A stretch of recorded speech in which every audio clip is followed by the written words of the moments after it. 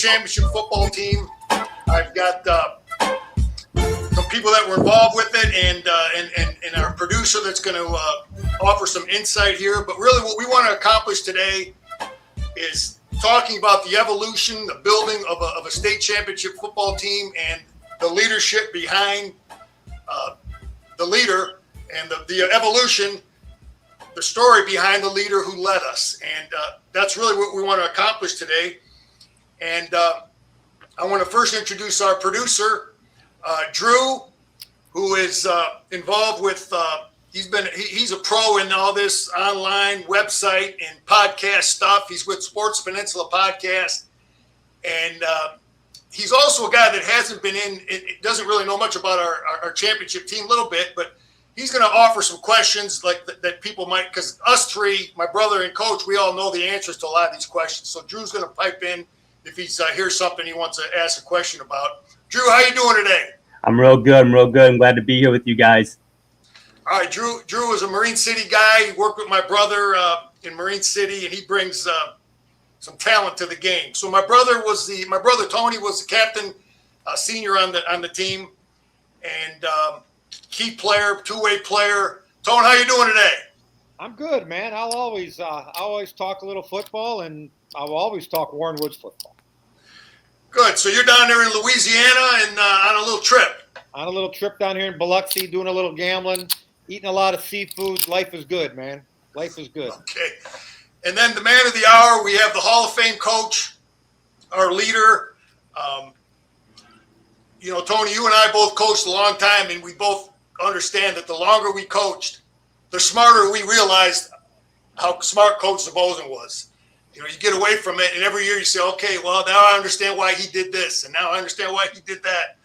But, Coach, you're our leader, and I'm glad we had you as our leader. How you doing today, Coach? We're doing good. Thanks for those kind words. I'm not sure who you're talking about. Well, that's typical Zbozen, man. Humble, doesn't want to take any credit. It's always everybody else. That's how we were raised, man. But in order to understand how and why we won a state championship, you got to know about the leader. Who's the leader? We had great assistants. We had great community support. We had great administrative support. We had all the things you need, but you still got to have the right leader, and you got to know how he became the leader he was. Coach, you grew up in Hamtramck, and you played for a legendary coach, Artie May. Tell us about that experience. Well, I was fortunate to be raised in Hamtramck, which at that time was a great sports town. Little League, they won the World Series, Pony League, the World Series. Runner-up in basketball when I was a sophomore in high school. League champions a couple years in a row in high school in football. And we had 5 kids on the team, football team, when I was a junior that went on to play big-time college football.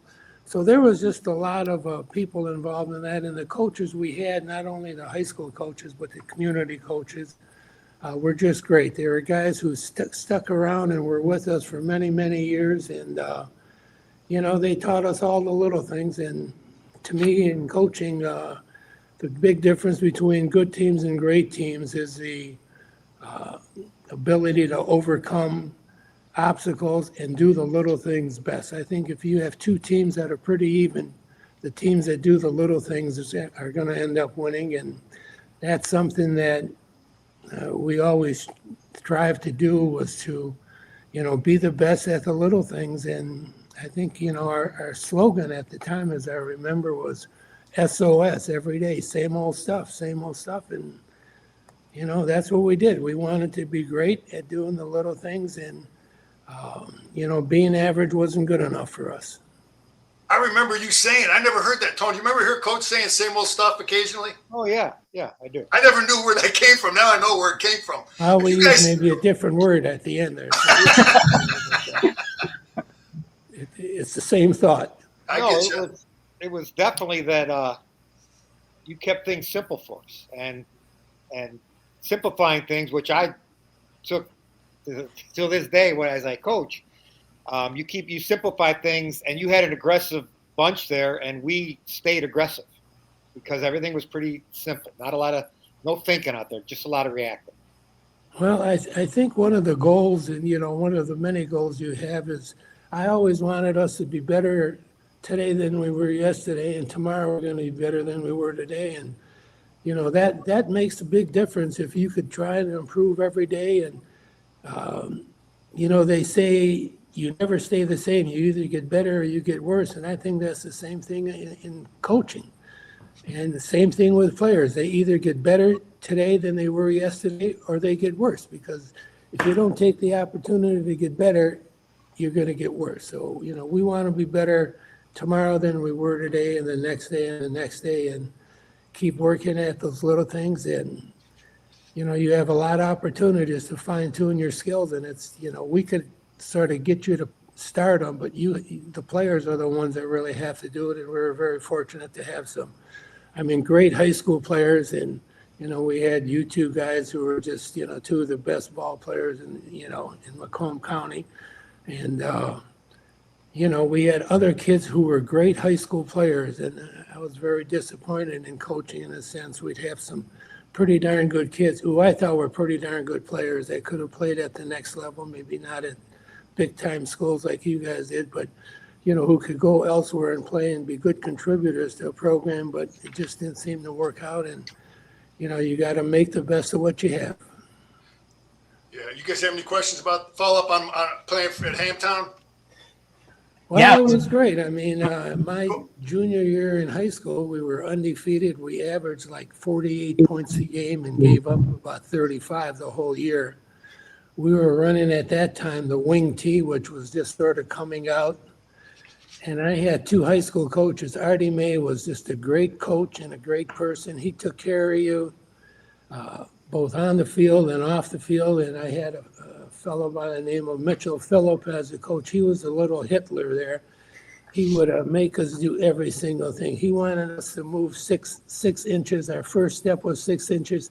He'd have a board out there that is 6 inches, and you had to be right on target. And he made us do everything perfect. And if it wasn't perfect, it wasn't good enough. If it was very good, it still wasn't good enough. It had to be perfect. And that's what we tried to do. We tried to be the best that we could. And I think that was one of the goals in coaching, is trying to have you guys want to be the best that you could be. And, if you have that as a goal, you're going to be pretty successful no matter what you do.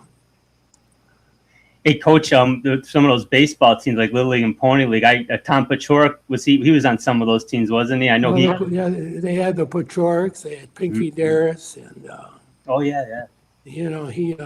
Pinky Darris actually turned out to be a police officer in the city of Warren, and he was our liaison guy at Tower at the end of my career at Tower. And he was just a great young man. He ended up getting, he also was offered a scholarship to Michigan State as a quarterback. Pinky Darris was 4 years younger than I was. He got into a varsity football game as a freshman and completed 7 passes in a row. And, here's just a kid just starting his career, and he was doing those things, throughout his whole life. And All right, so Coach, you played in, it sounds like Hamtramck was a great community, parents involved, you had great coaching, you had athletics was important. So now you're a good player, you're the quarterback, you're the kind of guy not going to talk about how good a player you were. So you get the chance to play for Muddy Waters at Hillsdale. Tell me about that experience and what you learned from Muddy.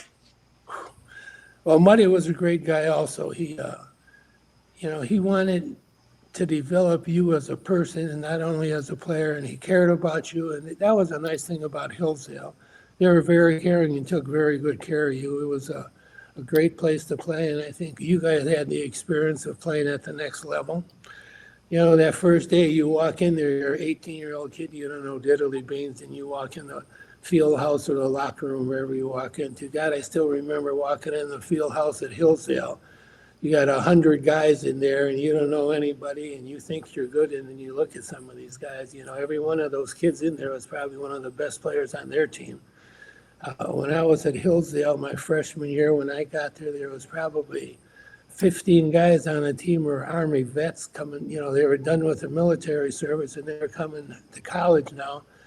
They're 22, 23 years old as a freshman. They're some of them walking with 2 kids and a wife, and here you are, 18-year-old kid just left your hometown. You're going, man, what the heck is going on in this place? Can I survive? And I was able to do it, and luckily we had some great coaches there. And Hillsdale was a very successful, program also, and it just was a great opportunity. I was very lucky to be able to go there. So when we were coached by Coach Zbozen, there's a little bit of Artie May and a little bit of Muddy and how you coached, a little bit. Well, I think you are who you are. You can't be Yeah. somebody else, and I don't know. I'm a very competitive person. I love competition, and I love to win. I remember even playing cards with my grandkids. Shoot, I ain't going to let them win. They're going to have to earn a win here, because I want them working hard and, trying to be the best and not be happy being in second place. Tone, I know, we both coached 25 years, but Z, as long as I coached, there was always, there's mom and dad. Those are your foundation in terms of how you coach. And then I got Zbozen. How would he handle this? How would Schembeckler handle this? And you try to navigate those decisions, and as a coach. You find yourself doing that, Tone? Oh, yeah. I take stuff from, Dennis, Ben, Mike White, at Illinois, Max McCartney, my defensive coordinator at Illinois. I took stuff from all those guys, and I use it to this day. I mean, I just volunteer now as a D-line coach at Marine City. But no, I took things from all those guys. And they're still defensive tackles, not the 3, the 5, the 7, whatever those numbers mean, eh? Dennis, to this day, they are tackles, they are inside eye, they are outside eye, and heads up. It's what I know, and so that's what I teach. That's like complicated. Why don't you just say line up on the outside shoulder and say you're a 5 technique? Who the heck knows what a 5 technique is? Well, apparently everybody but you and I, because I know that's and the kids that play too. It's this is where and I remember one time talking at a clinic, and the coach said to me, somebody asked a question. He goes, "Coach, I noticed you never get in a huddle on defense." I said, "Yeah, we don't." He said, "How come?" I said, "Because we've got nothing to say. We're playing defense." We're playing the same defense. What are we getting in a huddle for? Dennis, I heard after I got out of college and I started coaching high school, I would talk to guys that, were a little older than me, but they knew of us. They were from Warren, and they saw our game. And that was probably about it more than anything. Your guys are the team that didn't huddle on defense. I said, well, and that's why I go back to, and probably we'll talk about it later, how I try to simplify everything, how you guys simplified everything. Everybody had a particular job. We didn't run a variety of coverages. We didn't do any stunts up front or this, that, and the other for the most part. Everybody knew their job. So what's the point of doing that? At that point, I mean, we didn't huddle. Everybody had a couple things to do every play, and we did it. Well, that's right. I mean, you knew what you had to do, and everybody knew what they had to do. And I remember, at another clinic, somebody says to me, "What do you call this other tackle?" I said, "He's the other tackle." I said, "You got a strong tackle and the other tackle. You don't want to have you want to have a good strong tackle, but you don't want to tell if one kid is the strong tackle, the other kid is the weak tackle." That's right. He has a bad feeling about himself, so we just say the other tackle. That's right. How do you blitz? When I have to blitz, I just boom, tell them to go. Johnny, go. Well, we're going to see this film, and you're going to see all this stuff. A picture's worth 1,000 words. Okay, Z. So you got a great foundation with Artie May, and then you work for a legend. You get to play for Muddy. You play quarterback, and now you're looking for a job. How did you end up at Warren Woods? Well, I started in Hamtramck. I was a business major. I started working at Firestone, and then my high school coach called me. I graduated in June. He called me about October and said, "I got a teaching job in Hamtramck. You could come here and coach and teach. And, if you want to get out of business world," I was in the business world for 3 months. So I was very experienced in that field. And I realized that I really didn't like the business. I'd be much happier coaching. So I left the business thing and went to taught in Hamtramck for a few years. And then, they just told me you'd probably be better off going someplace else because things are starting to change there. And so I had the chance to go to Warren and just ended up at Warren Woods and, spent the next 20 years there. And it was a very good experience. All right, Z. So you get to Woods, and now you get the chance to work under a guy that I actually got to spend 1 year with. I think was a pretty good coach. You got to work under Jim Plekas, and I think Plekas' last year was the undefeated team. And talk about working under Plekas, what you learned from Plekas. Jim Plekas was good Warren Woods coach. Well, at least I know myself when I got out of school or got back into education, let's say, and was going to start coaching. I mean, you have the opportunity to play at the next level, and you probably, at least I thought, man, coaching's just going to be a lot of fun. And then I realized I didn't know anything.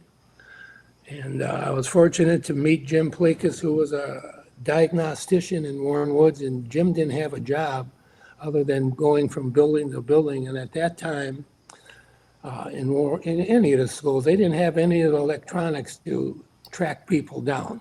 So those guys that had jobs in multiple buildings, every time you called a building, he's in the other building. He would have won hide and seek championships. No problem. There's no doubt. And I don't know. I just met him, and I don't know whether it was the coaches that I had in high school were great people, very well known about running the wing tee, and Plekas was a wing tee guy at the beginning. So we would talk a lot about that, and then Jim got the job at Warren Woods, and he asked me to be one of the assistants, which I did. And then Jim was only there a handful of years, and Tower was opening, and he told me, don't apply for the Tower job, stay here at Warren Woods, I'm going to coach 1 more year, and then I'm done. And that's what happened, and I got the job. And we were talking about a few minutes ago about coaching techniques. I mean, what is coaching? Coaching is basically listening to somebody else, taking somebody else's idea, sort of stealing their ideas, looking at it, fine-tuning it to how you think it'll work, and, change it a little here, change it a little there. And Plekas was very unique. I mean, as soon as I, got the job, he says, we're only going to put in 3 plays. We put in a trap, we put in the drive 26, and we were running the triple option at the time. And Plekas said, I'm not really an option guy, but everybody's running the I formation at the time, and we just don't have the big kids, the strongest kids that could push people around, so we're going to run the veer. I love the veer because I was a quarterback, and I just thought it was great because, in the veer, it's an option. You do what the defense doesn't do. So I thought it was great, but at the beginning, he said, we got 3 plays to put in, and we're not going to add another play until we do them right. And same thing with defenses. We play 1 defense.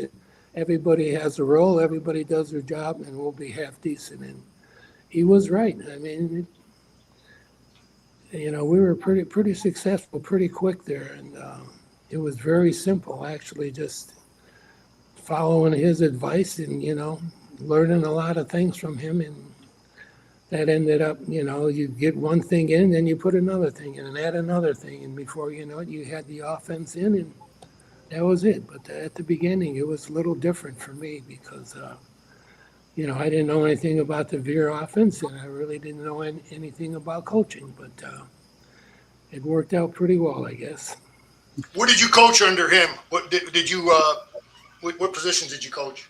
Well, there was only 2 of us for the whole varsity Okay. program. I coached the backs on offense and the backs on defense, and we'd just be at practice. Okay, today we're going to start with the defense.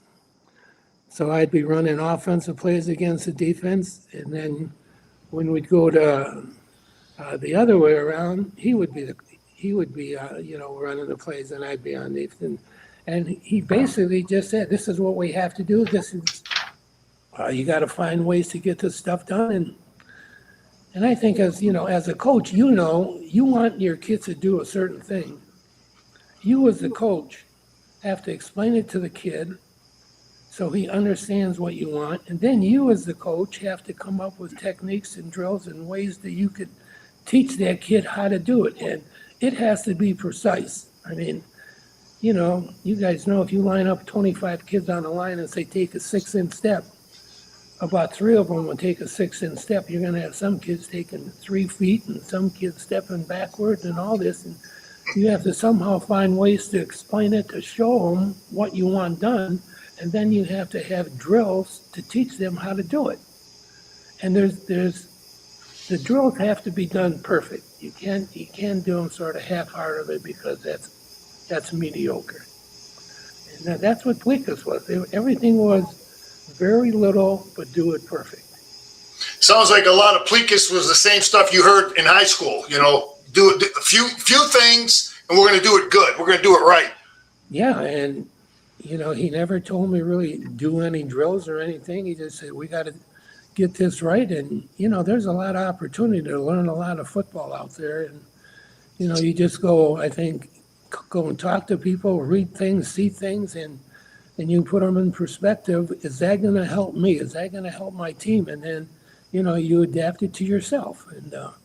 And coaching is just stealing from other coaches, really.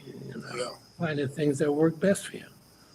I remember going to one of your clinics at Michigan and listening to, I don't remember who the coach was, but he says, we're going to change how we stretch before practice. He said, we come out here, coaches stand together, shoot the breeze. The kids get in their lines, they're stretching, but they're talking to each other. What'd you do last night? Who were you with? Where'd you go? And what happened? And I said, we do the same thing. I said, man, he gives us this new way they're going to do things. They're going to do it by time. 15 seconds, do them, so changing. You go, changing every 15 seconds. Man, what a great idea. So we go back and trying to implement this new stretching technique. And some of the pretty good kids are going, Coach, man, my groin is bothering me. This is bothering me. And I'm thinking, shoot, these kids, they're not going to lie to me. And I'm thinking, we never had any kids get hurt. Let's go back to the old stuff. Let's just try and get them to talk less because, but you try stuff and it has to fit you. And then you have to, fine tune it a little bit to fit your system and fit your players. And that's what it is, really. Coach, okay, so Plikas has a great year. He's the leader. You guys go 9-0 and 74. So now you get the job. So you get the job, and what are you thinking? I know what it was to become a head coach. Tone, you became a head coach. Am I gonna? If it ain't broke, don't fix it, or do I have some different thoughts? What was your, what were you thinking? What was your philosophy, your beliefs when you became the head coach? Well, I believe totally what Plikas was doing. I love the defense. And we had all these other coaches around. They used to call us the country club because we didn't do calisthenics, we didn't do sprints, we didn't do any of that kind of stuff. And we were doing pretty well in terms of the outcomes of games. And I was just going to go along for the ride with it because it was very successful. It was easy to do. I think the kids bought into it. Coaches bought into it, and it worked. So, why change anything? I think over the years we added on. We were doing stuff back then. I think, Jim knows, I don't know if Tony knew that, knows this. And it's when we were throwing the ball out of that veer offense, we were running those read patterns. Back then when you passed, you didn't pass that much like you do now, but back then, 10 yards and hook, 10 yards and out, 10 yards and in. Our pass patterns was if that guy backs up, cut in front of him. If he steps forward, go around him. So we were running actual read plays. The quarterback was reading what the corner was doing. The receiver was running what the corner was doing. And we had an option to throw a deep or short. And at that time, that was very, very unique in a sense. Because, everything was sort of set in stone what you did. And I think that was something, that was a lot different to some of those other coaches at the time about, how we were doing things and, getting it to go right. Yeah, Tony, they think these guys are so smart, Drew, with the RPO. The coach was doing the same thing back in the 70s, man. That's what it was. Yeah. If you guys have a question, jump in there, Drew. Oh, absolutely. I am surprised at that, because that is a level of sophistication you wouldn't see normally, at that level. So that's, especially back then, that's awesome. It's really good.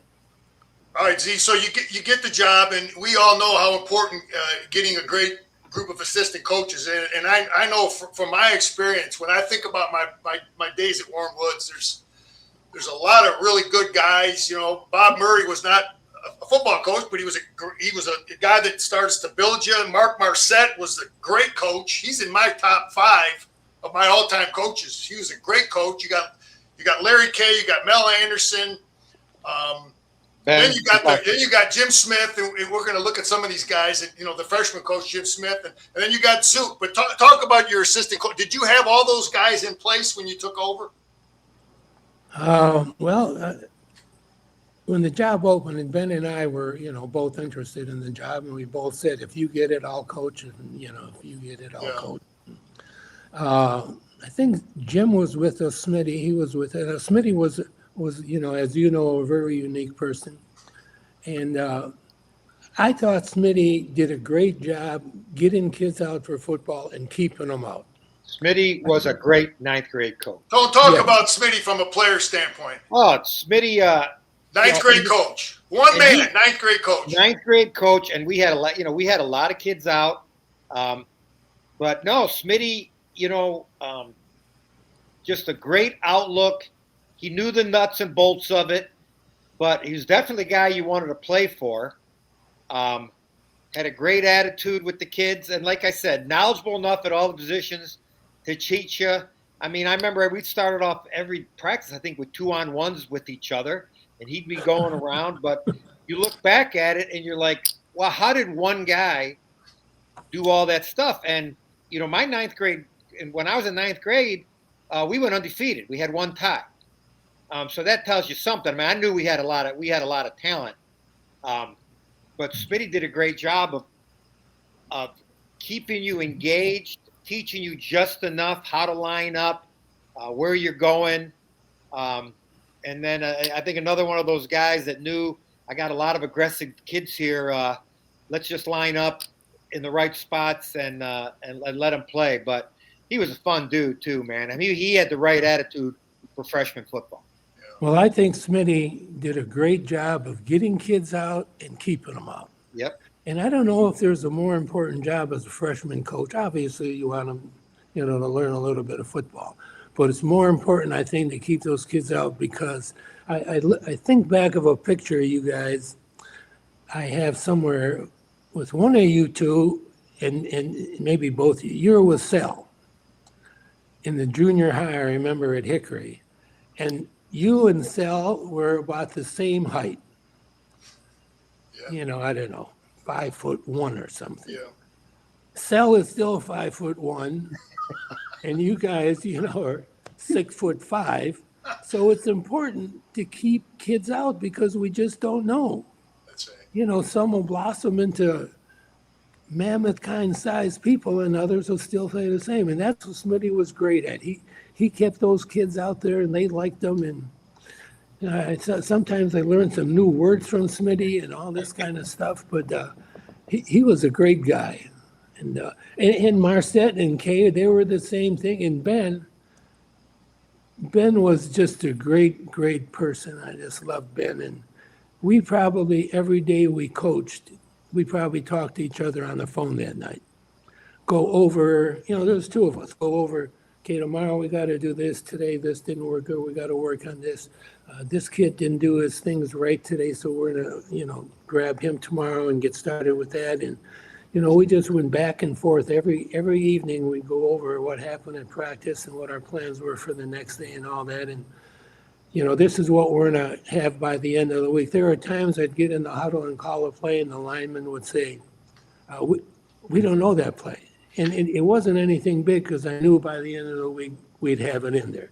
And we just had a great mutual trust between the both of us that we knew by the end of the week we were going to have done what we wanted to get done. And it was just, just a mutual respect between the both of us. And it worked out great. And I was very lucky to have been with me all those years. Talking about Marcette and Larry Kay, I had those guys at middle school. And then as I progressed to high school, they got there too. But those guys, talk about the yin to the yang. You know, Moose was a matter of fact, a great educator, a technician, motivator. Larry Kay, a little rough around the edges, but you know, could motivate you, could bring out the best and the worst in you to get you pissed off, ready to play. But they were really good. Probably the most interesting thing is what you don't see. You and Ben were, you know, your personalities were close. Well, he could probably get a little more fired up than you. But your personalities were close. It wasn't necessarily the yin to the yang. But what I always appreciated, you guys, like you talked about earlier, you kept things simple, and it maintained our aggressiveness. And to this day, that is probably my number one thing that I do as a coach, is to try to simplify things. And you guys did a good job of that. But going back to Smitty and the freshman, and we had a lot of talent. We had a lot of good players, and it showed because you took a bunch of them up the following year. But Smitty did a good job, man. Yeah. Well, You know, see, too, you know, Coach and Tony, you always have a guy maybe that doesn't want to fall in line, but we ran the same offense, 7th grade, 8th grade, all the way through the program, right? See, you never had no pushback from anybody that wants to run, you know, Wildcat or some crazy offense. They ran our defense. So we, as players, we ran the same stuff, you know, for 6 years. Yeah. But a lot of times you get guys that, you know, you got to deal with guys. All right, Coach. So, you know, 75, 76 season, you know, you're the head coach. And now 77, you guys have a real good year. And I guess what was the mindset going into then the state championship year? How did you guys Yeah, first, you want to talk about that team? Go ahead. Well, first, I'm curious about, because in '76 you went, you know, Warren Woods went 3-6, you know, so then nobody is expecting what happened in '77, you know, where we made it to the semis. But the interesting thing is, like I said, when I was in 8th grade, we lost one game to Chatterton. I remember that. But in 9th grade, we didn't lose a game. We tied one. We played Matt Hernandez was a running back. He ended up being a defensive line in the NFL. He was a running back. The game was played between the 40-yard line. No one was moving the ball. But we had a really good group of kids. And the next year in '77, you took both our quarterbacks, Landry and Edgeworth. You took both our running backs, Wilhelm and Maxwell, and then you took Dave Tackus. And you took them up in '76. You went 3-6. And we, because you took both our quarterbacks and both the running backs, we were like, I think we were finished 3-6. We didn't have a great season, but and I think you could have taken a few more of us up, right? I think probably myself, Rennie Nielsen, you probably could have taken a long, hard look at us. Yeah, you know, looking back, that's probably very true. And I get, you know, there's trains of thoughts on that. Keeping everybody together for unity and all this kind of junk, or just trying to do the best. And I think, you know, it's good to get people to play for the position that you think they're going to end up playing, and getting the coaching, you know, that you think is necessary. And I remember, I think it was, you know, we used to have the first day of practice, and I always, you know, knew the schedule or had the schedule and go over it, you know. First week we open up with so-and-so, and the next week we have a league game. Last year, the third week we're playing the league champion. And then the last game of the year is against Tower, our crosstown rival. And hopefully, you know, that's the end of the season. And I think you stood up and said, no, we have the playoffs. And to be honest, I think it was that year we played at Sterling Heights, I think. I think we played Cousino or Sterling Heights and beat them maybe in overtime with a field goal or something. Do you remember that? We beat we Was- beat Cousino 3-0. He went for it on his 15-yard line coming out, or 20-yard line, and we stopped him, and Landry kicked a field goal. Sterling Heights, my junior year, they were beating us the entire game 3-0, and then near the end of the game, you threw a double pass. That's right. And, I was at that. I remember watching And that. Shatsley caught a touchdown at the end of the game against Sterling Heights, and those were big schools compared to us. Yeah. But, no, so we, I mean, I think out of the, like I said, you don't anticipate a JV team that was 3-6 combined with the varsity team that went 3-6 to all of a sudden make it to the state semifinals. But like I said, everyone forgets you took our 2 running backs or 2 quarterbacks, and then when we were all together in '77, your offensive line, you had your offensive line, you had your quarterback, your running backs. But what I think we brought was, particularly to the D line, Bruce Rennie, Nielsen, and myself to go with Dave Wharton. And also, we had a pretty good D line. And then you had great linebackers in Demansky and Visconti. But in the secondary, when you added Dave Knapp and Mark Otto to Shatsley and Marhefka and Larry Maxwell, all of a sudden now we had a great pass rush and we had a great secondary. And all of a sudden we're shutting every other team out. Well, we, as I recall, we played a little man back then instead of zone. And Maxwell was a free safety, so that's why he looked like he was lining up wherever he wanted to line up. And he did. And it worked, so It worked. That's what coaching does for this thing, Hey, when Jimmy got those films on TV, the more I watched those games, the more I realized that Larry Maxwell was a hell of a player. Yeah, Larry could do everything, man. I mean, I also think somebody who did not get the recognition that they did, there's probably more than just a couple. I think Jim Nielsen was a great player. He was. I mean, he played that weak side tackle, and he did a great job there. That's a tough position to play, and he just was a nice, smiley kid. He seemed always happy and all this. And we didn't have many weak links on that team, man. See, when in retrospect, you mentioned it for a second there, that Smitty got the right guy, got the right guys in the right spots. That is so important with football, and I think you did a great job of that, of getting the right players. Who's your strong tackle? Sinkowski, that's the mold.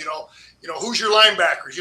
And try to identify them early so they can get a couple of years of doing that. It's so important that you don't move, because I've coached with guys you're moving guys around every year. It's like, hey, I played tight end for 4 years. I played defensive end for 6 years. I played the same positions all 6 years for Warrenwood schools. Tony, you probably played the same, right? Yep. And I think that's a sign of great leadership, that you identify a kid's body type and where he's going to succeed, and you got him there for 6 years so he can perfect it. Well, for the most part, the defense we ran, the linebackers and the linemen, and the monster included, if you want to include him too, they have to do certain things. They had one job to do, and it had to be done correctly. So I remember Zook and I would say, hey, we got to have a gong show tomorrow with a nose. Okay, go play no. You're done, out of here. Get somebody else in there who do this. And, we used to just call it the gong show and try and get, I used to tell them, if we could teach a dog to roll over, we could teach anybody to play nose. So that was sort of irrelevant. But, the other tackles, the strong tackle and the weak tackle, those were positions that really required a lot of technique and a lot of skill. And same thing with the ends. I mean, at backside end, at some points he was a pass defender, and some points he was on the line of scrimmage, and that was tough. There's a lot of things that go into it, I guess, but I think you are who you are, and you try and do the best you can, and you got to find ways to make it work for you. That's why I used to go to clinics, and I never really, you'd listen a little bit for me, but those guys weren't going to change my mind what we were going to do. We had a good thing going for us, and I didn't care what, Bo Schembeckler was running or whoever else was coaching, because it may be good for them, but it's not good for us. And we had something going, I think, that we did very well and it was very successful. And I think when you look back, it was fairly easy to do in terms of teaching because there wasn't a whole lot to teach. Yeah. You know, Well, you had see, a couple steps and you had I to was do a it. water boy, me and Sal, in 1977 when you that whole season when you guys and I remember being on the sideline when you lost to Warren Woods, Tone, your junior year, or lost to Jackson Lumen Christie out there at Brighton, and I guess that's my question: is the mindset, Tone, going into the state championship year? You know, Z, Well, are you and Zook? I mean, what are you guys thinking? In fact, Drew, why don't you get that schedule up now? What are the coaches talking, Z, amongst, you know, you go 10-1, you lose to the eventual state champion. Well, here, before Dennis starts talking, I can tell you the mindset in the back of the bus after the Jackson Lumen Christie game where we had 7 turnovers and lost 31-7, which was not, you know, indicative of us, but, you know, you can't turn the ball over 2 times against Jackson Lumen Christie and win. But I do remember some of the older guys, you know, I was in that back of the bus gang, you know, saying, oh, you guys, you know, you're not going to be close to this next year, you know, and I said, man, you are way off. We are, I mean, I think we're going to be, you know me, I was a little cocky back then, but I think we're going to be, better. I don't think we're going to miss a beat. And, you know, it was Al Maxwell and Visconti, 2 of the better players, you know, saying that. But I just knew, you just do the math. You look at, we got our running back, our quarterback back, we got our D line back, we got our secondary back. We were missing, you know, we graduated 2 very good linebackers. Now, at the time, I didn't know Bryce Drogas was going to be moving back in, but I still said, no, we're going to be pretty darn good. But, yeah, they didn't think, the seniors going out, didn't think we were going to be able to duplicate what we did. But I had a really good feeling. And then when, you know, then in the summer when you find out Bryce Drogas is coming back in, and I didn't know Bryce, a lot of these other guys did because I didn't live over in that area. But, you know, we'll touch on that more. But let's be honest, he was the missing link because we graduated 2 pretty good linebackers. Yeah, well, I think, you know, you always have high thoughts for the next season. And you learn from the old season and, you know, you just hope everything works. And, I think every year as a coach, you get through the season, probably at some point, you know, it's over. But you're driving home probably from the last game, thinking about next year already. Sure you are. I mean, I haven't coached in a couple of years now, about 3 or 4 years. I don't know if there's a night I could get into bed and I don't think about football. Well, Jimmy asked You you, know, that was an interesting question. What was yours and Ben's thoughts going into that following season after 77? I don't know if we even talked about anything. I mean, let's go back a little bit. That game we talked about at Sterling Heights where we won in overtime, I think.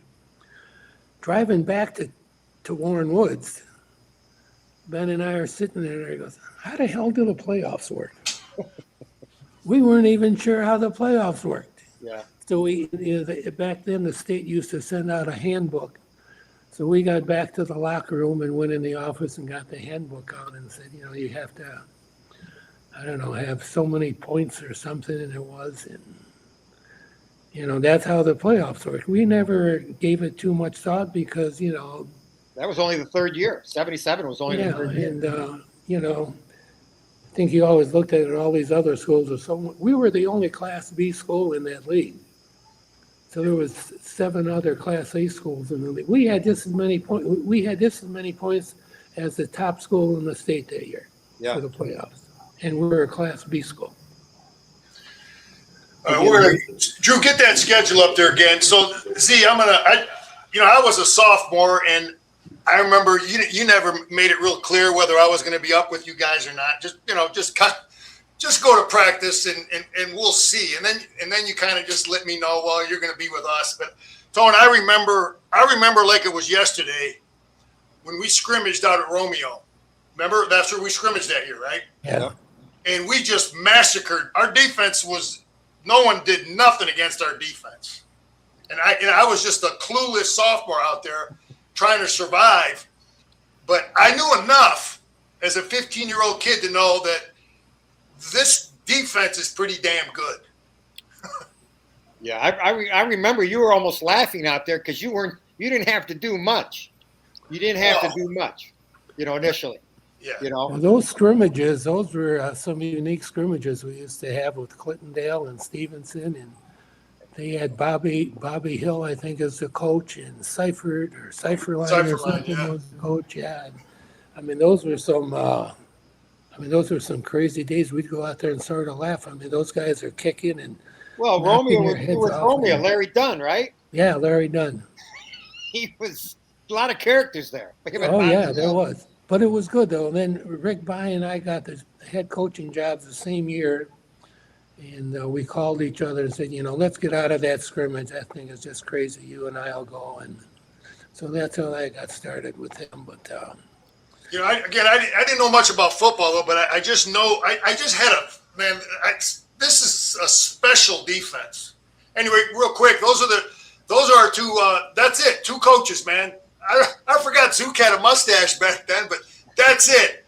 Two coaches leading a state championship. That's all you had, okay? And those are our two coaches, and that's your right-hand man there, Zook. Ben Zukowski. Zook went to where did he go, Tone? Murray State. Always talking about Murray State. He was the head baseball coach, but he's a crucial part of our success. And Z, you talked about him. And everybody loved him, and he was a crucial part of our success. Drew, go back to the schedule.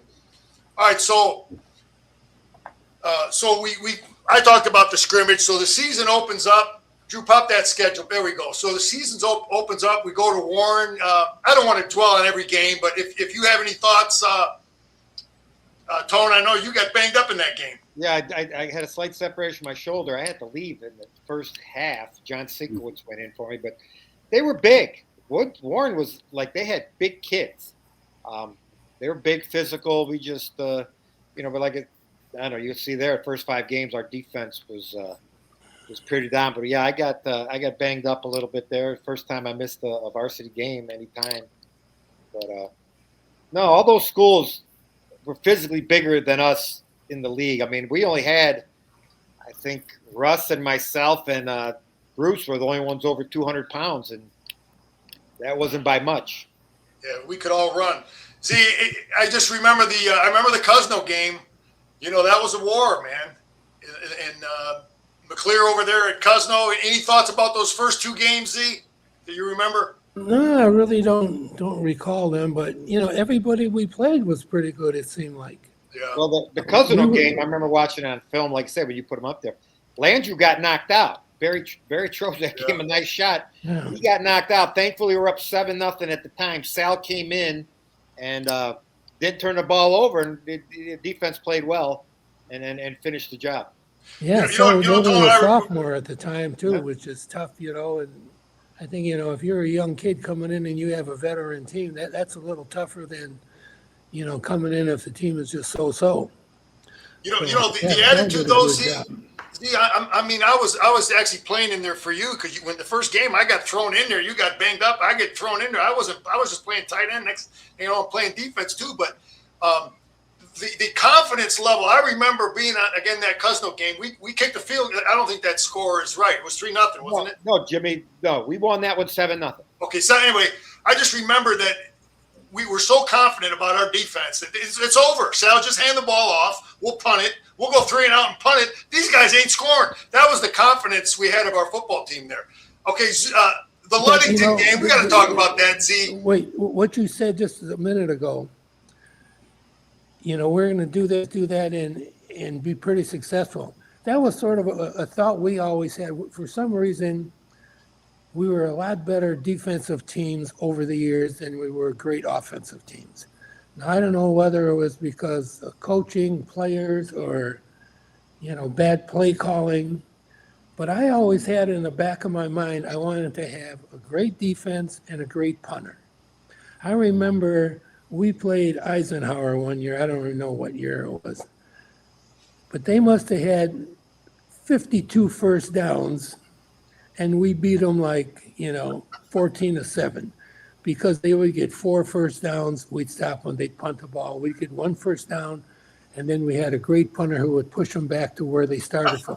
So they had, 300 yards rushing. We had 20, and we win the game, but we never let them get close to the goal line. And there's all these statistics about high school teams can't run 7 plays in a row without a mistake or something, and that was sort of our thinking. If we could play great defense and have a great punting team and make you hurt yourself, then we're in good shape. We got a good chance to win. I mean, I think overtime games, I think we played like 20 overtime games and we were 19-1 in overtime games.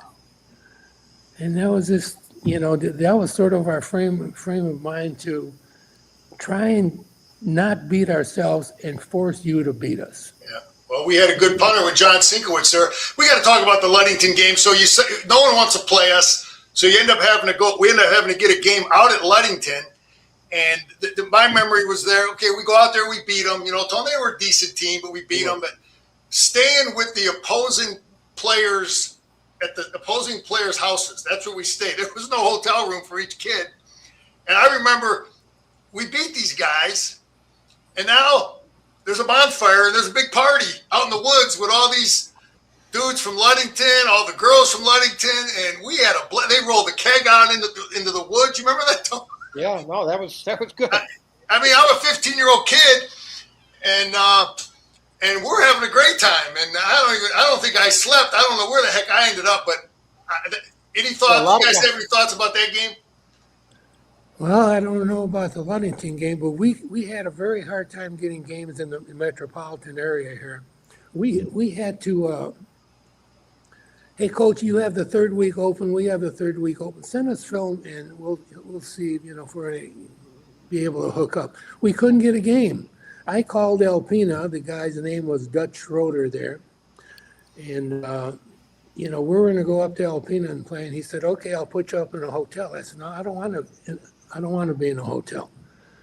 I said, I don't want to have to watch my kids in a hotel. I said, let's put my kids with your kids. He says, Coach, we're never doing that up here again. He said, they got all these crazy Polacks up here.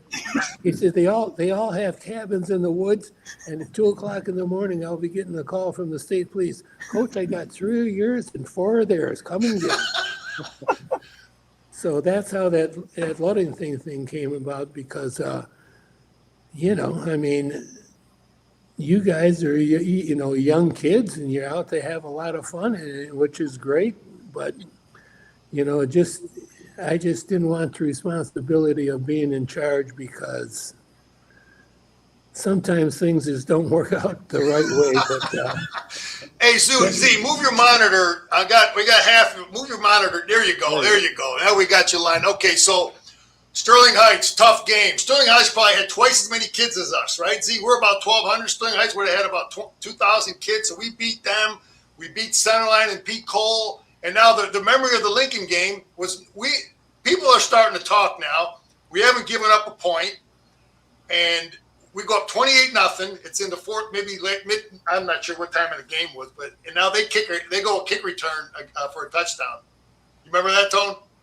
Yeah, I mean, you're most pissed off people you ever saw that were up 3 touchdowns. yeah, I remember that. I mean, there's no doubt. There's no doubt.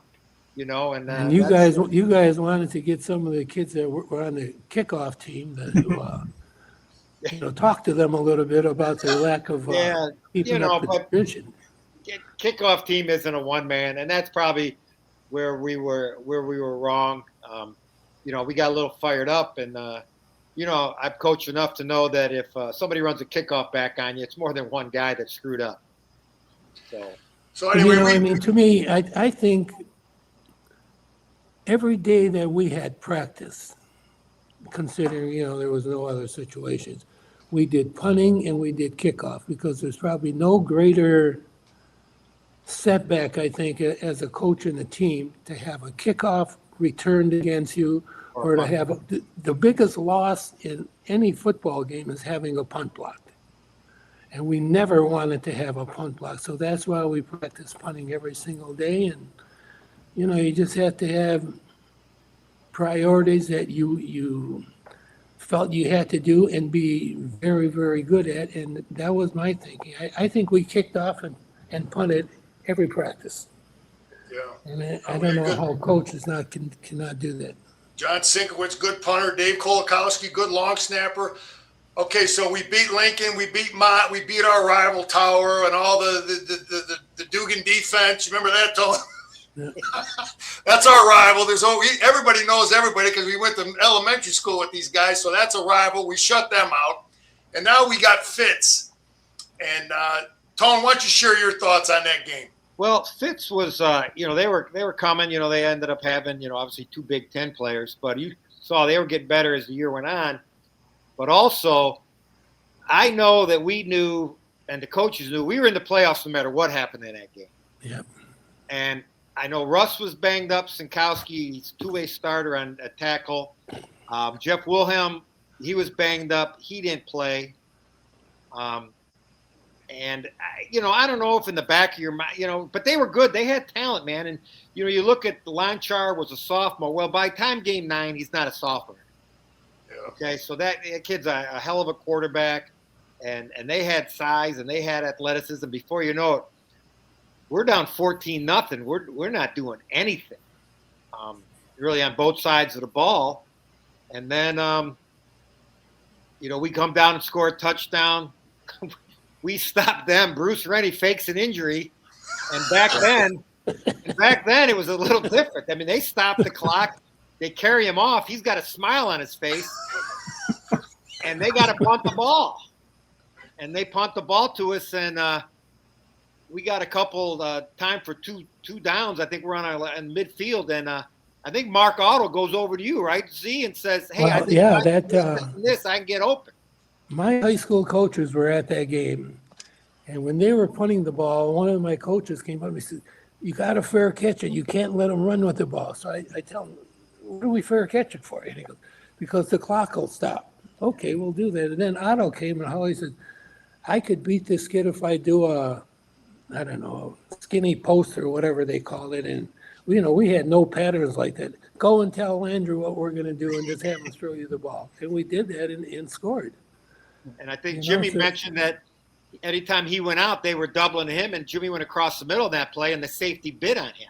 Yeah. Yeah, because I just remember the safety always. Anytime I took a vertical, the safety was all over. So anyway, we score at the end to take it into overtime, right, Tone? Yeah. So again, we drew up a play that was not in the playbook. Coach C's on the sideline, and we're just like you're playing with your boys out in the field. And we throw a bomb from around the 50-yard line. I think and that we was score. Yeah. And now we go overtime, and we end up beating them in overtime. And then you're starting to think, maybe Tone, maybe this is destiny, man. You win games like that. Maybe this is our year. So anyway, we win that game. We're 9-0, and now we draw Melvindale. And see, how do we end up going to Melvindale? They had more points than us. We got to go. They had more playoff points. How did that play out? I don't know. Jimmy. I don't know whether it was the playoffs were. They were neutral sites. Neutral. Yeah, they were neutral. But that was their home field, right? I'm not sure. I thought it was anyway. So we go play Melvindale. You guys, I just remember, we had a game where a lot of turnovers, and we ended up beating Melvindale. Any thoughts about that game? See, back then, there was no exchanging of movies or anything, so we didn't have anything on them. Oh, really? Yeah. You guys didn't come to an agreement? Yeah, I mean, the state said you could trade movies, and when you qualify for the playoffs, or maybe that's for the state championship game, you play on a Saturday. That's next day you're in Lansing, and if you're sitting there and they say you could trade films, you say, "Coach Scarcelli, can we trade films? I don't have any film." Oh, you don't trade. And back then there was, that's how it was. I don't remember where we even played. Did we play them at Melvindale? I thought it was out there. No, So Jim, I think we may have played them at Riverview. We may have played Okay. Okay, so So anyway, it must have been neutral sites then. Yeah. It was, because we played Robershot at Sterling Heights. That's right. So it must have been neutral sites. So anyway, it's Sunday night, and you got to get a game plan for our defense. Right? But you don't know. You have no idea what the hell these guys run? No. So, I mean, what you do is hopefully you have a lot of friends who have friends that know somebody that could get information. I mean, back then, and, in this era there in the 70s, you used to take film. We took 16 millimeter film. The game would end. You would take it there used to be a fire station in Centerline in 10 Mile, I think. You take it there, put it in a box, and somebody from the film developing company would come pick it up. You'd go there Sunday and pick up your film. You'd walk in there. God damn, my film isn't here. You call them. Hey, where's my film? I don't know. We dropped it off. And somebody picked it up. And, it was one of your opponents who picked it up and watched it for the night and then would bring it back. So, and there was a lot of times where there was, a lot of shaky stuff going on. And you got, when you have an eight-team league, you follow somebody in the process every week. You follow Cousino. So whoever Cousino plays that game, you play them the next week. So you get to know those people, and, it turns out you develop some good friendships. Hey, Tone, I'll give you Mott if you give me Cousino. Sure. Ooh, okay, I'll meet you for breakfast and we'll change films. I mean, that's how it used to be in the old days. I do know after the first round, though, you sent the lower level guys because then you knew who you were going to play the following week. You would play the winner of game X. The winner of, yeah. Yeah, so that way you could send guys out and you could get scouting reports. But I didn't know that first game was all dependent on if both coaches wanted to change films. And I do remember the Melvindale game. I mean, in all honesty, they threw a pass, and if Gary Houston doesn't slip, they don't score a touchdown at all. They hit a bomb, and he slipped, and he just about caught him on the 5-yard line.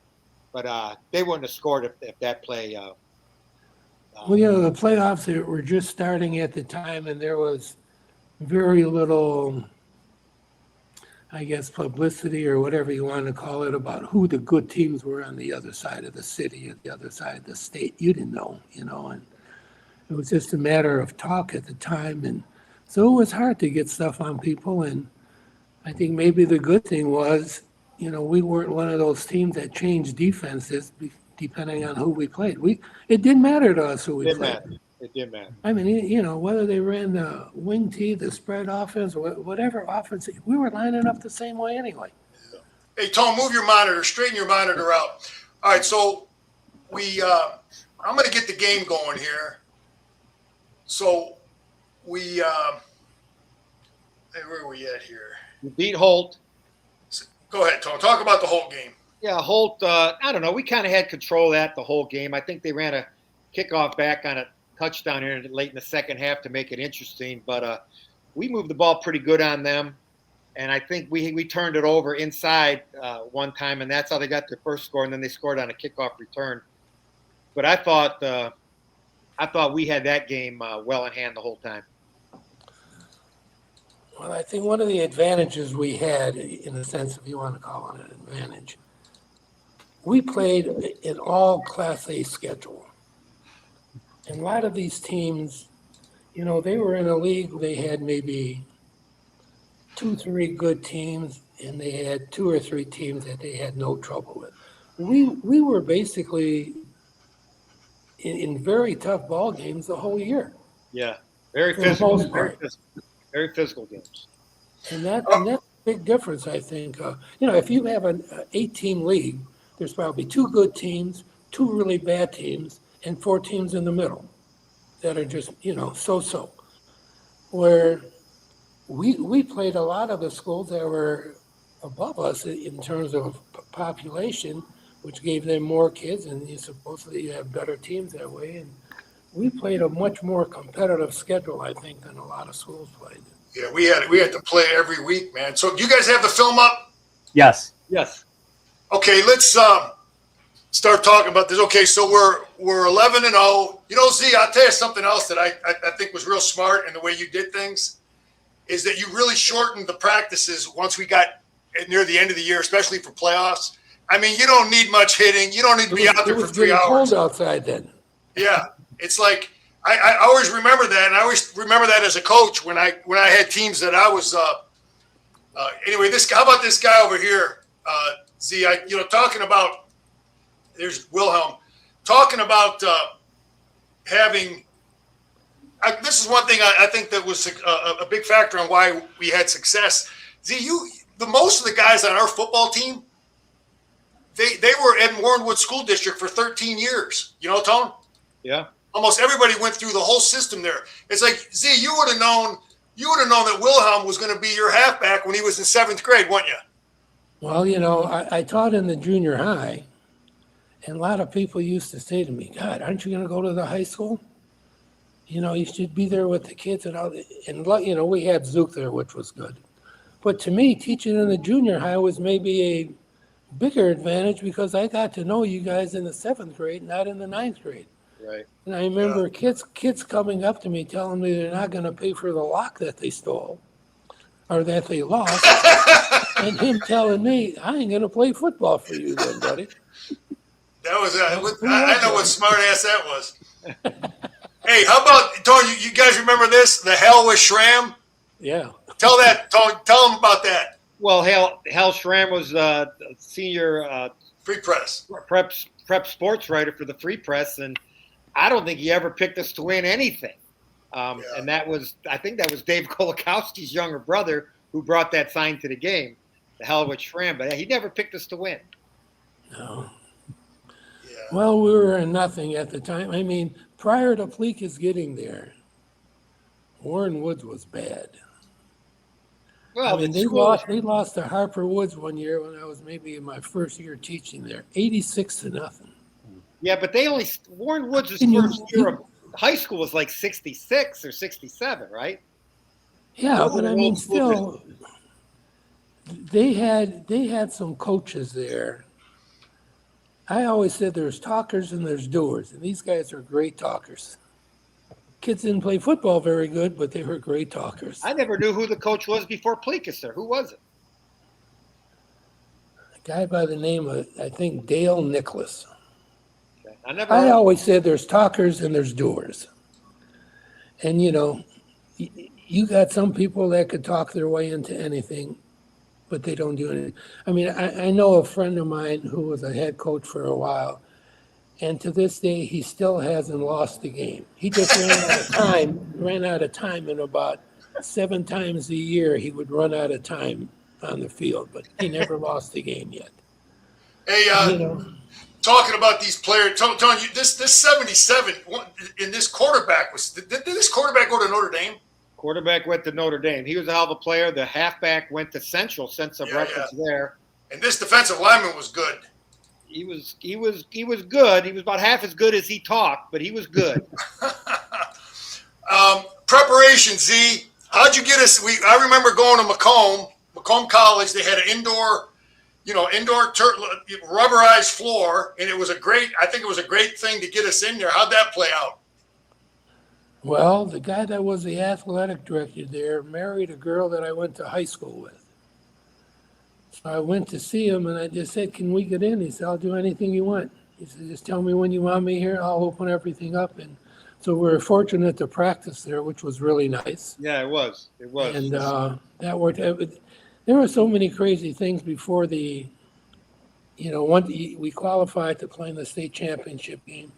Where do you get shoes from? Because, that was an artificial turf coming out at the time, and you couldn't play, you shouldn't play regular. So, and you had 8 teams getting in there, I think there was at the time. And who do you call? And so we had to get shoes, and we had a league meeting, and I don't know if you remember Dr. Sinkowitz. I do. He was assistant superintendent, and we had a league banquet maybe Monday night after the semifinals, and he's all excited. Hey, you're a state championship game, blah blah blah. He said, "Yeah, we're gonna do this, we're gonna do that. And is there anything I could do for you?" I said, "Don't fire me." I said, "Because I wasn't even in class at all today. The classes were ran by themselves." I said, "The papers called, a couple reporters called. I'm trying to get shoes." He said, "Why don't you just tell me, and I would have got you a sub?" I said, "I got the same schedule tomorrow." He said, "I'll get you a sub." I said, "Great." I said, "It'd be good if you got Ben a sub too, so we could work this thing together." And he got us subs for the day, which was really nice. And he just said, "I want you to go to school and, be in the building." So that worked out. And we had, you remember we stopped to eat at some restaurant someplace? Yeah, I think Doc Simon paid for that. Yeah, and the plan was, you guys weren't gonna see anything. Then we're driving there. We got these signs posted all over. The band was supposed to be lined up for us when we came out of the restaurant. Well, we ate so fast the band wasn't even there yet, so we forgot that. And we get to the Silverdome, and the game wasn't over, and I didn't really want to sit in the bleachers and wait for the game to start, but we had to do that. And, there was a couple kids who played at Warren Woods the years before. They'd come up with their letter sweater on. Some of the yarn was stretched so big you could put your finger between the holes there because they gained so much weight wearing this thing in years. So it was just crazy. And we get in the locker room, and somebody points out the fact that everybody in that locker room before us lost.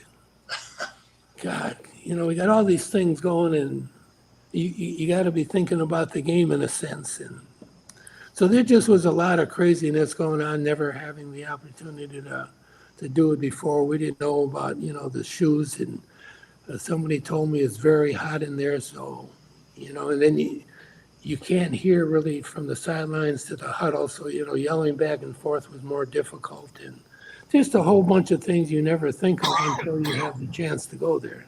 Yeah, see, that's one of the things I remember late in the game, Tone. You play 11 games outside and your last 5 or 6 are, 40, 50 degrees. You think you're in shape. Hey, I remember I could barely stand late in the game here. Yeah, it was the conditioning. It's a totally different kind of conditioning. And the speed, Tone, the speed, you're playing on grass.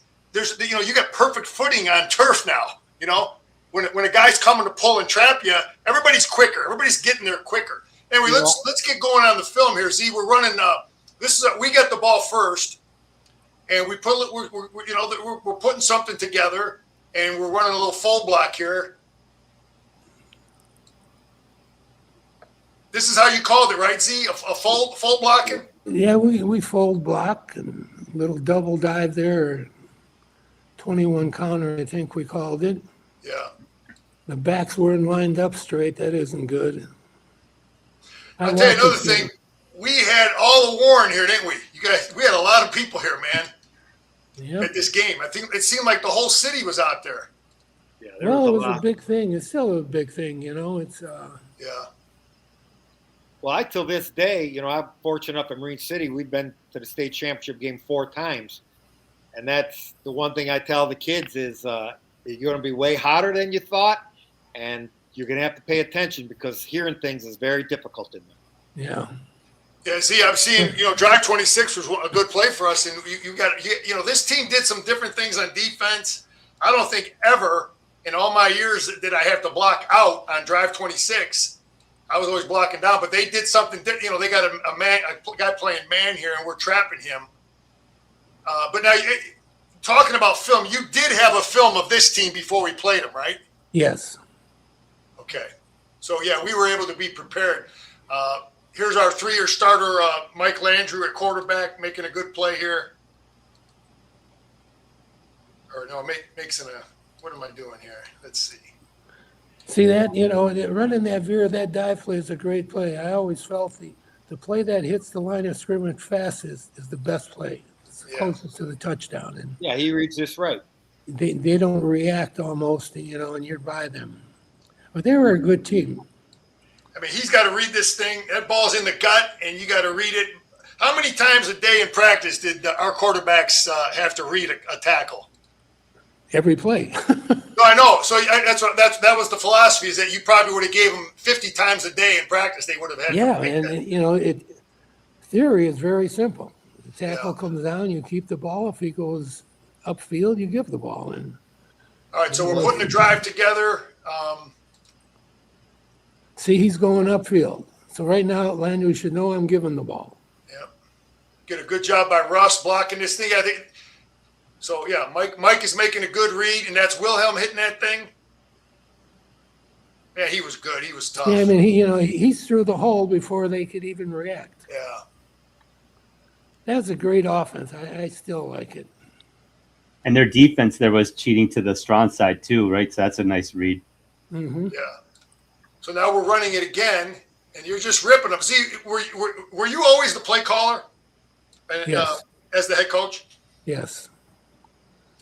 So they haven't made the adjustment. You ripped them now 3 times in a row. So you're basically, hey, if they ain't stopping it, we're going to run it till they stop them, right? Well, I still believe in that, you know. I mean, keep running until they could stop it. You remember this play, Tony? You know what this was called? Yeah, Fly 38. Yeah, Fly 38. I remember. Yeah, we ran that a couple times a game just to make them honor it. But like you said, we only ran 4 or 5 plays, so they're easy to remember 40 years later. Yeah. Right. Here's a great play by Landrew here. Yeah. Late pitch. So he's reading that thing. And he pitches it to a guy that really solidified our backfield. Andy Devontier, who was hurt his junior year. He had a great senior year for us. Well, his junior year, you know, we had Wilhelm played a lot as a sophomore. So his junior year, I said to Andy, I said, chances are Wilhelm's going to be the starter. So if you want to go down to the JVs and play, you know, you can. Or if you want to stay with us, you stay with us. He said, I'm going to stay. And, you know, being the scout team running back Took a against beating. the defense that was pretty darn good, he got his fanny kicked all Yeah, he year. Because And there weren't quick whistles back then. What's that? There weren't quick whistles back then. No, and I said to him at some point, you know, many years later, I said, you know, I just want to compliment you on, you know, you staying with the varsity, getting your butt kicked all that time. He said, I would have never have gone down. And he said, I just want you to know that was a big mistake on your part because I should have been on the varsity. And, you know, he was sort of sincere about it, but he was sort of laughing in a sense. But maybe he was right because he was the leading ball carrier his senior year, you know, yard-wise. And Yeah, he did a great job. I mean, both at Gary Houston was the third guy in. But anyway, this is a great player for us. Mike Jarima, number 86 out here. But, you know, Tony, you pointed this out. I didn't really think about it. You know, Rick Schaefer, he's 6'3", heck of an athlete receiver. I'm 6'5". Jarima's 6'3", a great athlete. And Mike makes a nice throw here. And that was 34. What the heck was that play called? 34. You're right, throwback. Throwback, yeah. So this is a nice throw and catch by Jarima here. So we put a nice drive together, mostly running the football. And See, that safety backed up, that corner backed up, he backed up, and the receiver cut in front of him. Yep. Had he stayed there, he would have bellied and went around him. and these guys were good down there in the goal line, man. So now they made an adjustment. Z, reading this option here, that kid was blowing up field earlier, and now they're doing something with this tackle's looping out. This kid's slanting out here. He wasn't doing that before. That was their adjustment as we're moving the ball on him. If you guys see something you want me to stop, just say it. No, I do know this. These guys were very problematic. They were very athletic up front. It's interesting. At Marine City, about 4 or 5 years ago, we played Grand Rapids Catholic Central in the state championship game. We lost. It was a heck of a game, but we lost. And after the game, I was going through the line. There's an older coach there, and he kind of recognized my name. He said, "Were you on that team back in 78?" And I said, yeah. He goes, "Man, till this day, that loss bothers me." So that was good to know. They got us. They got me that day, but it was still grinding him that we got him 40 years earlier. You know, Tony, they were fast, tough, athletic. Now we get down in here and we get a little dribbler back there. Snap looked like it rolled on the ground. Sal can't get it picked up, and Larry Maxwell jumps on it, and now we're back playing defense. But okay, so here we are on defense. Now, Z, so you had this film against this team, and they're kind of a wing T football team, right? Oh yeah, they're winning. Yeah. Yeah, so this is, we didn't see this. We didn't really see wing T in our league. So now Not much, no. No, we this saw is it. a wing here, and a lot of guards pulling. Yeah, the double team. And So they're running trap. We kill their first play as a trap. What's this play here? Like an isolation. Little ISO. Yeah, and Donnie St. Pierre stepping up here, and Z, I tell you, I think when I watch this film, I see Russ 50 and Rennie 61. These guys were, I mean, you just to play this defense, you got to have to start with this. You got to have two guys that can play double team in here, and hopefully be athletic enough to do something else. Well, I mean, the double team, if they just crawl in there and create a pile, that's good. If they could do the stuff like that, that's even better. Yeah. So you could live with big piles because that if you got two guys blocking one guy, that leaves somebody free. Yeah, I'm too So far. that was sort of the thing. I mean, watch Nielsen on some of these plays. I mean, he's keeping that outside arm free, and he's there. And the play before, he did a good job. I'm too far upfield And here. our linebackers are totally free. Yeah, they get a run in here, so they keep the play alive. Look at Rennie running. I mean, look at this, Z. Look at your nose guard. This is, look at the effort by Bruce here. Watch Bruce Rennie. This year, 220-pound. What do you think Bruce weighed, Tone? He was like 215, 220. Is that all he was? I thought it was more than that. Yeah, I thought he was like 230. So anyway, we put a drive and end up with nothing. That's the end of the first quarter. Yeah, a lot of noise up here. We used up a lot. We dominated time of possession this whole game. Okay, so they're running a pitch out here.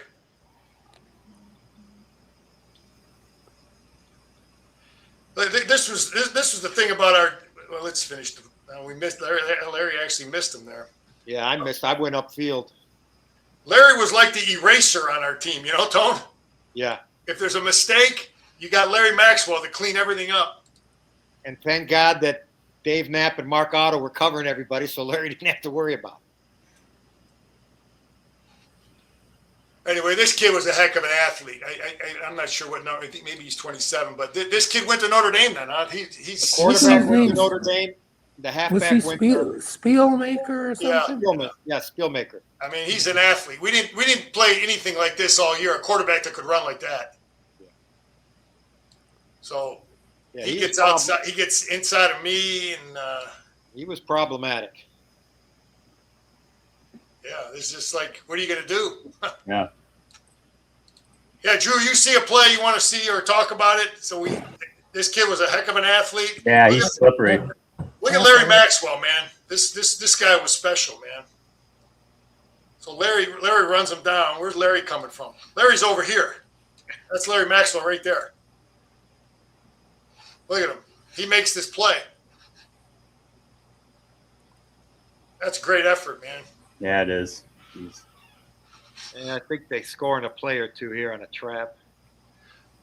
I got you circled here, Tone. You must have did something. Yeah, that's a good play. You're taking on the tight end. You're stuffing the tight end, jamming him right back into the backfield, and making a play. That's a hell of a play. Yeah. There's Maxwell again. Yeah, but Larry's everywhere, man. Here's Bruce. Let's see what Bruce does here. Look at Bruce here, Z.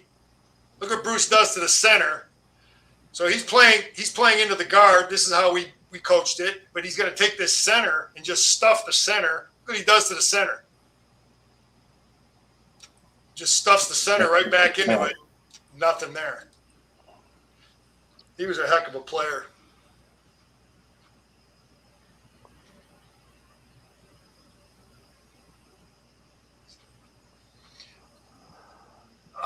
Z, I got to ask you this. Bryce makes a play here. I don't know if you remember. Were we probably cross-keying with our linebacker keys? I don't think so. Because watch Bryce here. He ends up. I remember talking to Zook years after when I started having to defend Marysville, and I talked about defending wing T, and he told me right away, cross-key, which that's the first time I ever heard that. He may have done it because he was the one who told me to do it. Yeah, this is a great play by Drogosh here. I mean, they're throwing a screen out here. Look at Bryce. He comes from all the way over there. So this is what made me think they were cross-keying because, he's covering this guy and this guy's covering that guy. You know what I mean, Tone? Correct. Watch where Bryce goes. Bryce doesn't jump this guy. He jumps this guy. He makes a hell of a play. That's a good tackle. Very good. Yeah, hey, this guy right here, Drew. Hmm. This guy right here, he ended up going to was it Albion or was it Albion Z? Albion, he was an All-American there. Yeah, like a 3-time All-American at Albion. Great player. He played at Austin. Or was St. Clement? Where was St. he at? Clement, I thought it was St. Clement. yeah. Yeah, okay. He was at St. Clement, and then he saw how good we were. He came back to he lived in our school district, but his family was predominantly Catholic kids.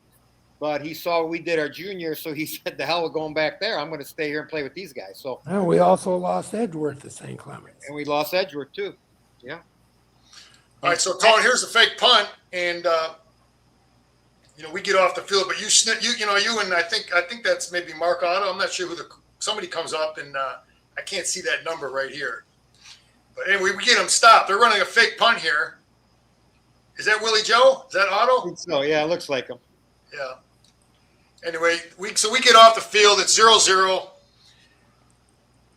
And now you run and dive to the strong side. That kid's pretty good, that 77, Tone.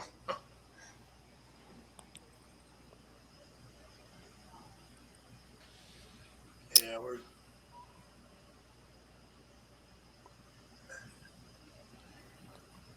when you're watching these plays, Z, you remember them? Yeah, sort of. Okay, so now we're running option here again. Let's see, we're running option this way. So this end gets upfield. It should have been a give. Oh, It should have been a give, yeah. Yeah, he should have gave it to him right here. Well, this kid's playing games, trying to make that read tough. Yeah, but as long as he doesn't turn the ball over. Landrew, that was a give. I know. But if you know, why didn't you give? And you talk about your punter. Look at that's a pretty good punt by John Sinkowitz. Yeah. Is that Hollerin, Tone? Yeah. Yeah, he ended up being a good player at Central. Now, were they known? Were they known for doing a lot of trick stuff on special teams like that? Because I'm seeing reverse handoffs and fake punts here in the first half alone.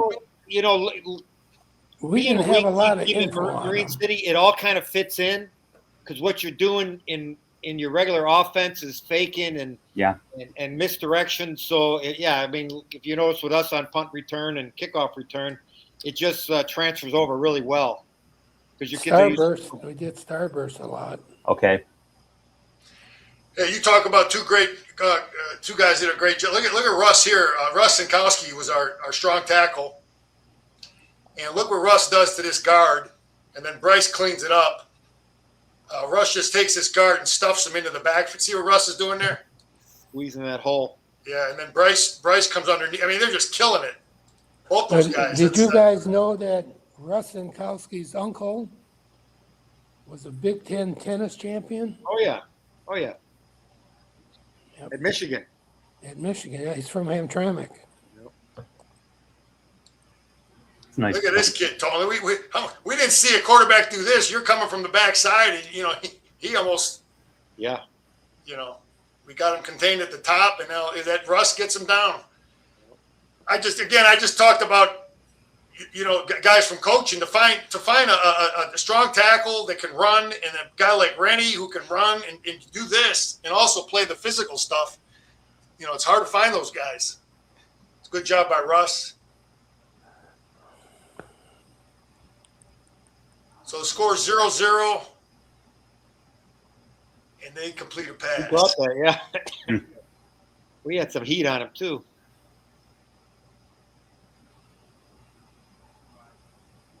Looking back, Z, I was telling Jimmy when I started watching this, I got chop blocked more than Oh, yeah. in my 2 years of playing. I got chop blocked more than anything. So they come back to that screen. I would have screened us a lot, too. Well, that's something just thinking back. We never really planned for screens, practice it a lot. Yeah, we didn't do much. You're right, Z. Tony, you do a good job here. You're seeing something. You're firing inside there, and you come inside and make a play.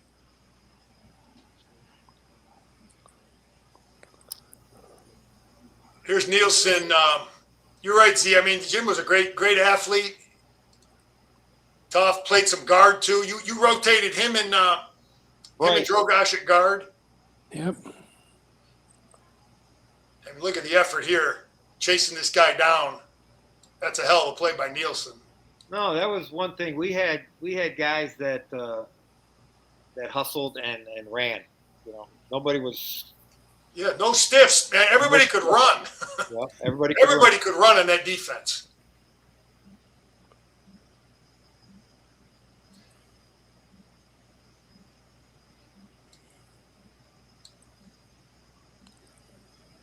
I think this is the touchdown. Yeah, this is the touchdown here. Yeah, I went too far upfield.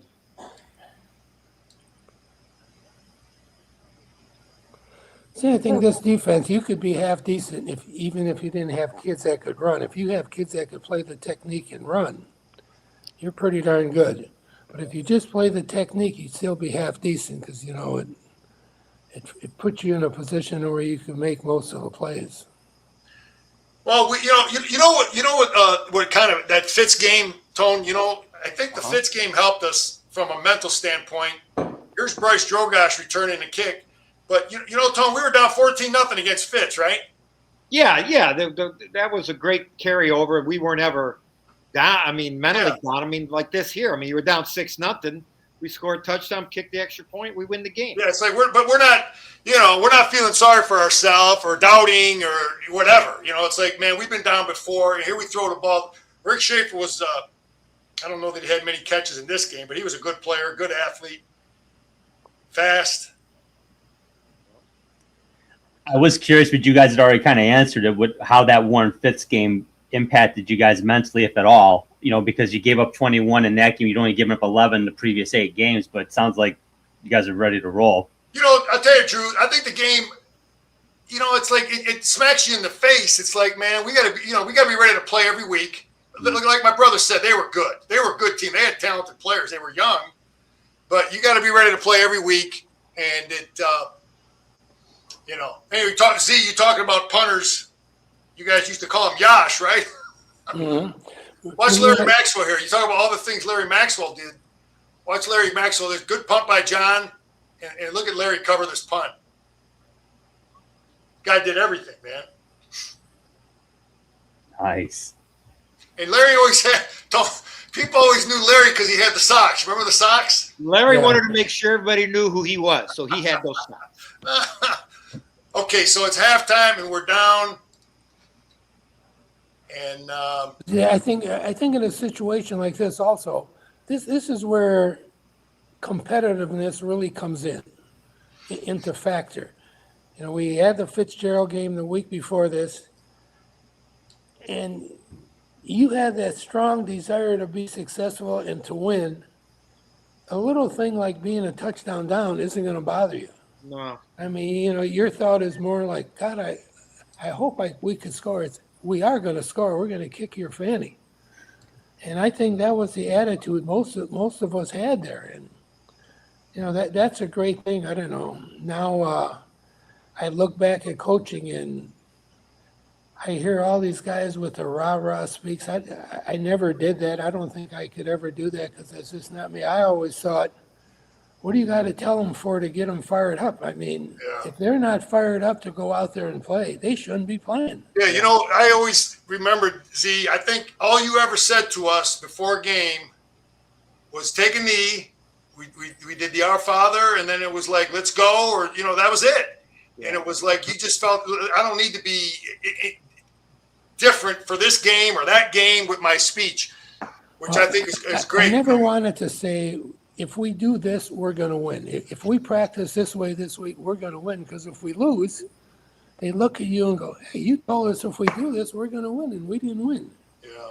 So that was sort of my thinking, you know, we're going to prepare the best we can, and hopefully good things are going to happen. And, you know, here's Donnie St. Pierre. That was my thought. Here's Donnie St. Pierre, good linebacker here, tough, making a good play. So that's.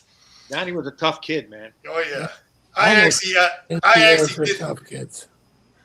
I actually did one thing. I got him almost hit the ball, and Russ almost picked it off. No, this is the reason why we didn't have a whole lot of screens run against us all year. Because we got the quarterbacks pretty quick. Yeah.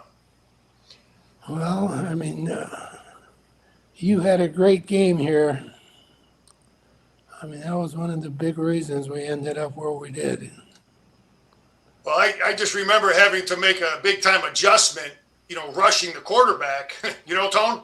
No, if you look back on it, we talked about, this is the one thing we talked about at halftime with Zook is we have to be under more control in the second half rushing this kid. Yeah, you can look at film or whatever we had from a scouting report, but once you get in the game, it's like, man, this dude can run. So I know I'm taking a much wider angle. You're taking a wider angle. We got it boxed in, and now we got a chance. I broke down a little better. I broke down. Yeah. No, but again, you think you hear a guy's fast, but you don't know until you get in the game, just how fast he is. So we get him stopped. No, look at Larry now. Larry's returning punts for us. Guy does it all. No, if you look at it, we controlled the time of possession. I don't think ended up being close because we chew up a lot of time here in these next couple of drives. So now he makes the right read here, Z. Did you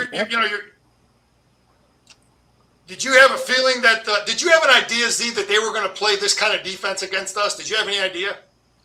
Well, I thought they would line up like they did, but what are they going to do once the ball is snapped? I wasn't really sure because you just didn't have anything to look at them with. Yeah, Mike Landrew makes a nice read here, and we rip him in there to start the second half. I think we take it, right down to the goal line here. Hey, we didn't have many penalties. Z, you did a good job with. Did we, Tone? Did we go on one like damn near all year? We did. I thought we did too. Another great story about that. Go ahead, Z. The game's going on at Warren Woods, and a kid comes up to me, taps me like on the fanny. Look at some little kid. I said, "What do you want?" He says, "Mr. So-and-so told me to tell you to stop going on one because they know you go on one every single play." I send the kid upstairs. I said, "You go tell Mr. So-and-so to pay attention, and I'll show you why we go on one." So like 2 plays later, I call a play on 3. We do the first hit, then we jump offside. He goes, "Oh, I know why you go on one all the time. They can't count to 2." The parent yelled it from the stands, Anyway, this is a good block by Russ here, number 50, and Dave Kolakowski was our long snapper and our left guard, and they do a good job here, and Wilhelm takes it, picks up some good yards. Dave gets that linebacker there. So we got something going.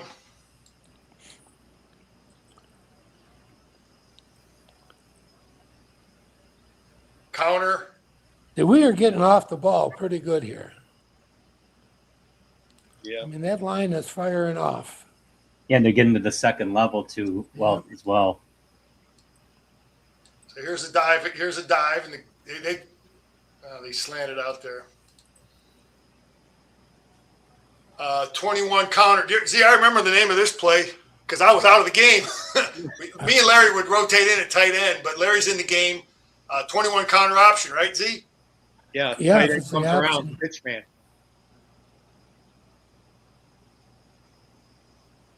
Look at Landrew gets a block. Quarterback gets a block.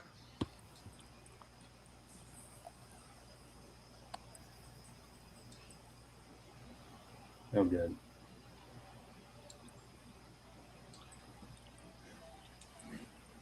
The guy with the striped socks. Now we're in the wishbone, and Coach Dino Simone was at. You think about centers, Tone, how many times can you have a center that's athletic like Dino was? Well, think how many bad snaps we had in 2 years. I can't recall any. Yeah. Him and Dave Kolakowski coming off the ball here. Just like you talked about, Z coming off the ball. Look at these two guys. Now we're in the wishbone. Go ahead. Anyway, good. We rip them in there. We're down on the 3-4 yard line.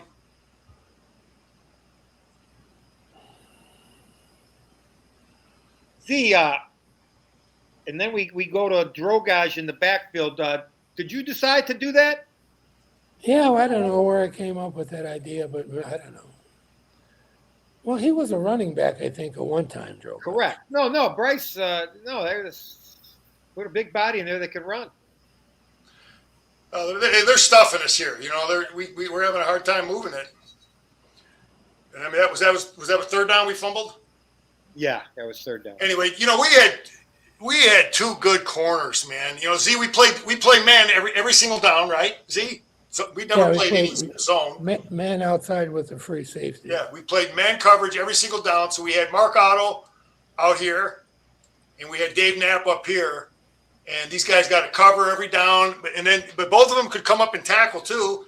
Yep. And then you got Larry Maxwell up here as their safety. But yeah, he's totally free. He had no responsibility. Anyway, there's Knapp coming up. Dave Knapp was normally it's tough to get. You don't always have corners that'll come up and are willing to tackle too. You know, and we had Mark Otto and Dave Knapp. There's Knapp coming up and making a tackle here.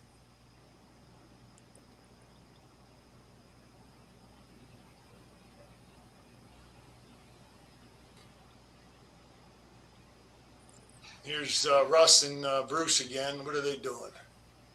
They're just stuffing things up.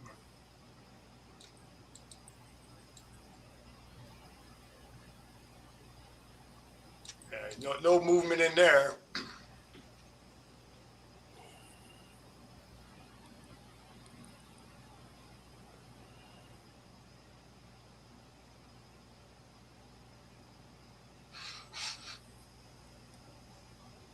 Yeah, it's a crazy game because you look at the time of possession.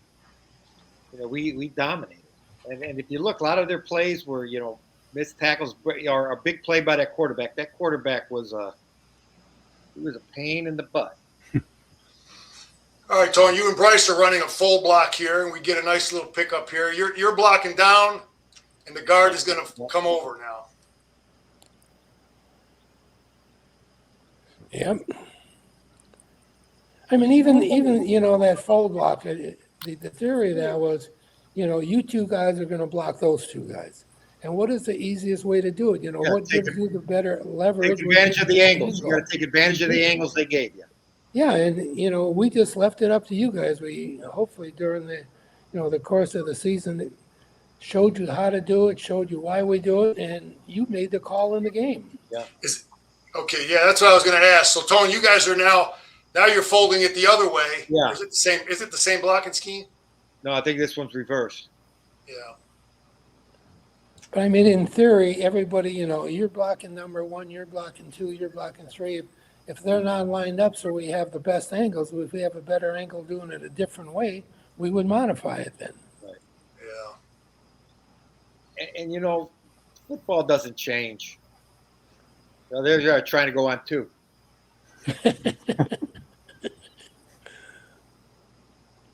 There's full block again.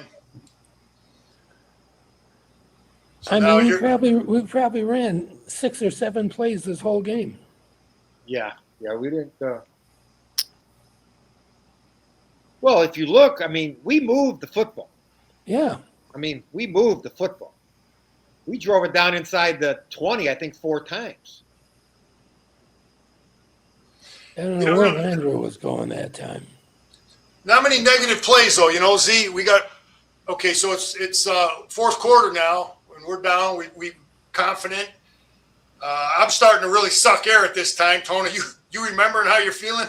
I knew I was tired as hell, but I knew I wasn't coming out. I mean, you never left the field. I got out at tight end a little bit. But, yeah, being inside the dome was it's a whole different kind of conditioning, man. Yeah. I could barely stand up here later in this game. So now we're running a full block. Get a good job by Dino. Nice block. Bryce is going to block out. You're going to fold under. And we rip him in there with, is that Wilhelm? Yeah.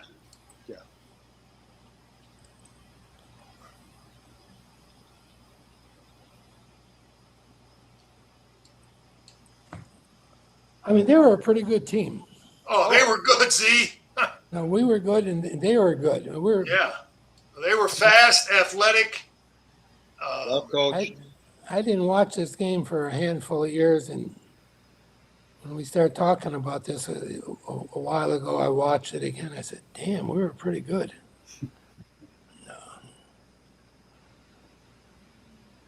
Yeah, then I look at that formation and go, "That's not us. What the heck was that?" As a wishbone, quarterback speak off. Yeah, that's not us.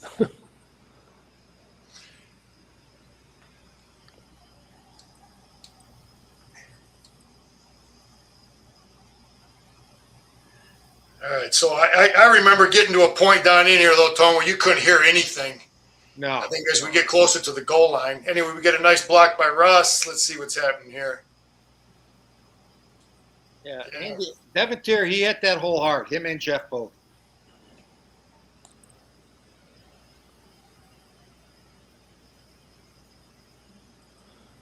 So we I mean, I'm seeing how we just get off the ball so well. It's pretty impressive. all right, so we fumble it again, and we're down in there. We turned it over on the 9-yard line.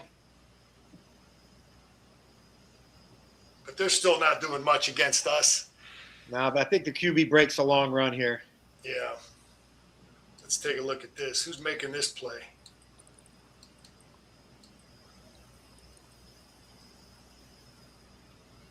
Donnie St. Pierre, Nielsen playing his gap. Everybody's playing their gap.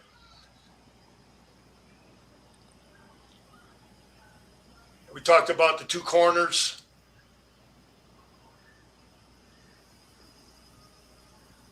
Mark Otto could run, man. Yep, Willie Joe, we called him. Willie Joe. Willie Joe never talked, though. No, he didn't say much. Never said a word all year. Give you that little smile. Talk about Nielsen here and Donnie. Yeah, Donnie. They're just I don't know. They're not blocking Donnie on this play. See? No, and Nielsen maintains really good leverage there. Yeah. Yep. Anyway, this is the kid that ends up. He's a sophomore on this team, Teddy Holland. I got to meet him years later. Good guy. And Tone, this was a play. I'm going to go slow here, but I remember a college coach. I can't remember which one it was. So you missed the guy here. No, I missed him, but I ended up making a tackle like 50 yards downfield. I can't remember what college coach it was, but the guy said that was the play that he really remembered as to why he offered you a scholarship. And Gary Houston was in this game because Sal was starting most of the time, right, Z, at strong safety? Do you remember? Well, Houston, I think, was a backup corner also. Yeah. But he's in there for at strong safety. I think he's at the monster because he's a better athlete. Yeah, well, a little fast. Because this team was so fast. I think that's what you guys said. But anyway, Tone, you run the guy down, and you miss him there, and then you run him down, which is, that takes effort. Let's see what Nielsen's doing here.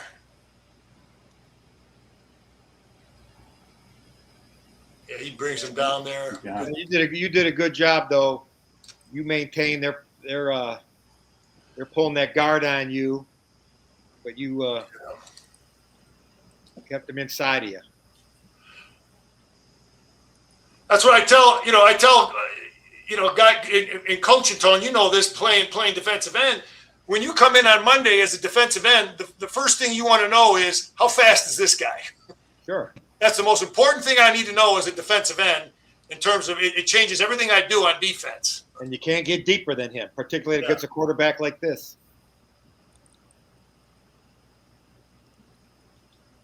And that was the adjustment you guys made second half, like you were saying, right? Correct. Yeah, Drew, it's really not, it's just as a player, it's not like we're doing anything different schematically. You just have to, if your pass rush is here, for this kid, you're going to be out here more. You're going to be. I do remember consciously talking about that at halftime with Zook. We just got to control a rush. I remember, Tone, you drill this guy. Yeah, I got right in there at the handoff. I popped it. I'm over here, and the ball's out, right? And I'm seeing this. And this guy sees it, and the ball took a bounce right into his hand. I mean, I'm waiting, thinking it could bounce another way, and they jumped on it. Yeah, bounced right into his hands. See, watch Bruce here. Where's Bruce? Bruce is over here. Bruce there. Is this something that you guys coached where he's dropping? No, that's Bruce is coaching himself. Sir. we didn't have a nose as a free safety. Okay, so maybe he's just a little tired. That could be. Tony, you drilled the guy here. Hell, nowadays I'd probably get a penalty Yeah. Could be. because I got him around his neck. Okay, Yeah, so Bruce was a great kid. so there's 5 minutes left, and it's 4th down. And Maxwell has his best punt return of his career. Yeah, here's Larry. Larry doing it. We get some blocks here. Good return. No penalties. And now Larry gets us down in there.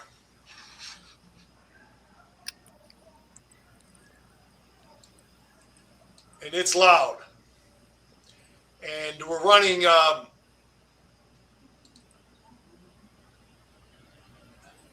You're right. You're right. yeah, but Z, you're pulling you're full blocking here. Is that you see how you're running? You would still call that. You would still call it veer? Yeah, that's what we call it, veer, and it's just, the guard and tackle have 1 and 2, and what's the easiest way to do it? Okay.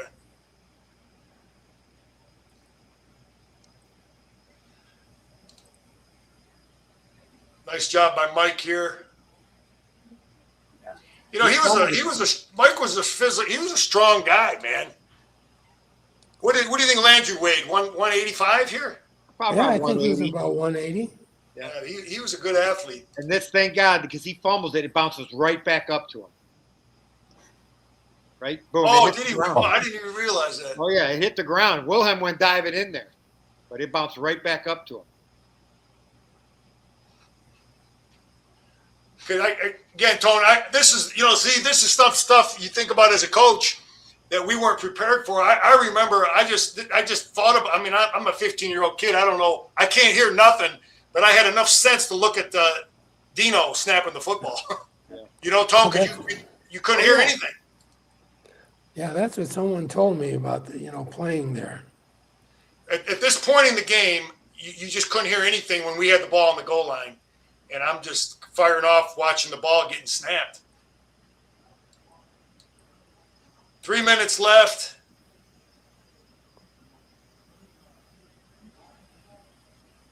And they just keep stopping us. That's a really good tackle there.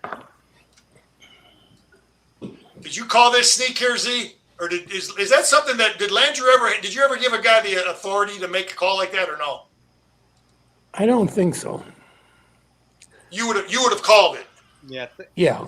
Okay. Things are pretty much, out of our control. Yeah, you're just wedge blocking here, and Landry gets us in there. Dino and Kolakowski. I mean, he could go probably, wherever he want. We didn't have a play for that. Whatever you think is the best way to get there. We just say quarterback sneak. Hopefully he picks the right spot to go. We can win the game. Well, we can get up, and we just It doesn't happen. So now we're tied up, and they got another crack with 2 minutes, 1:48 left. This was an ugly drive, man. Yeah, I just remember not being able to hardly stand up. I was, you're just so dead. And look at Sal here. This is my buddy. He and I were the only sophomores on the team, but he's covering the kick. He was our backup quarterback, and he makes the play here on the kickoff team. He actually, he started many games, and then this game he wasn't in there. Anyway, this is their final drive. Yeah, the quarterback hurts us on a couple broken plays here. Well, they're running that darn. This one, this is a 46. Yeah, they're running this play. This is the same play they had the long run that you chased down before. Fan.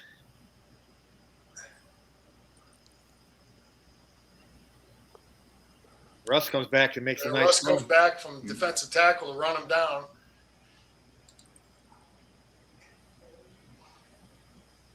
That kid's pretty good. Yeah, he was fast. And there's Dave Knapp with another tackle. I mean, you got to keep this guy. He got to keep him inside the defense. Dave Knapp comes up from out here. He gets outside of that, it's a touchdown.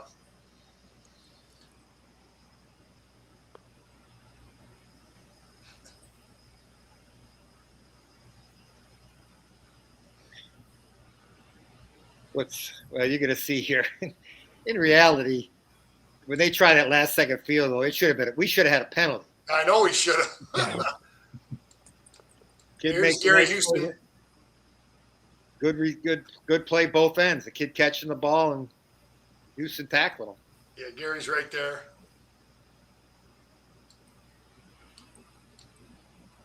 Yeah, you watch this. This is Donnie, right? St. Pierre. Yeah, you watch. This is a penalty. These days, this is a penalty, no question.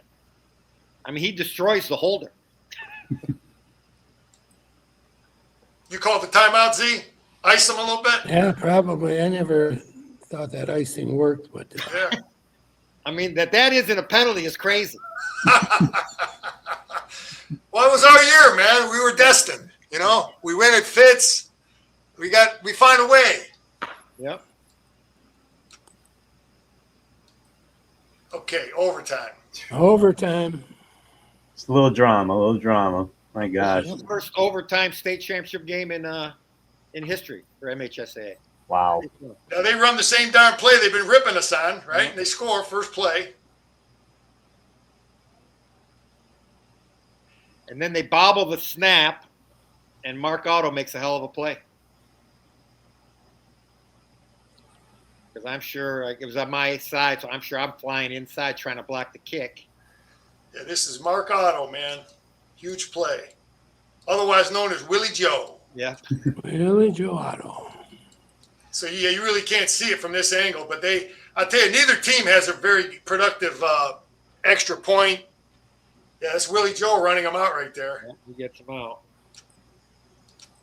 You can hardly see him, but that's a huge play, man. So At now the 1 yard line. we get the ball. We're down 6, and we get the ball. See, this is a great call here, man. It's like, we ran this play, I think, one time prior to this with Jarima, and it was a successful play, right? I think so. I thought we maybe threw it twice in the game or something. Yeah, throwback. Until this day, and Jarima, he's telling people, he goes, I didn't catch the ball. It was He said, I think I dropped it. Yeah. Don't say anything, Mike. Well, you watch after the touchdown. He's telling the guys, watch when he gets up. Don't tell anybody that, Tone. We don't need to tell anybody that. He caught it, man. Touchdown Warriors. He's telling Dino, I didn't catch it. Extra point.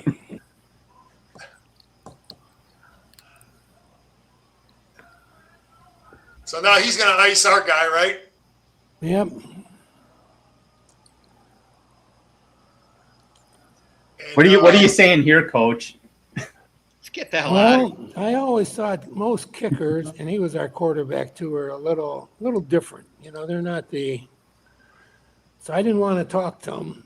So I just said, just nothing to him. I said, I'm not worried about Mike putting the ball through the goalpost. I'm worried about the lineman blocking. If you guys could block, the game's over. I didn't want to say anything to him because Landrew was Landrew, and he's a great kid, but he just gets a little flustered at times. And I just figured, if the ball gets back there, we're going to win. And that was it. That's it. Man, great game. God, it was 48 years ago, man. We were getting ready for football 48 years ago for this team, this game. Yeah, you never go through this. You don't know what the heck's happening. And No, it's See, what's the story behind the two sweaters you guys were wearing?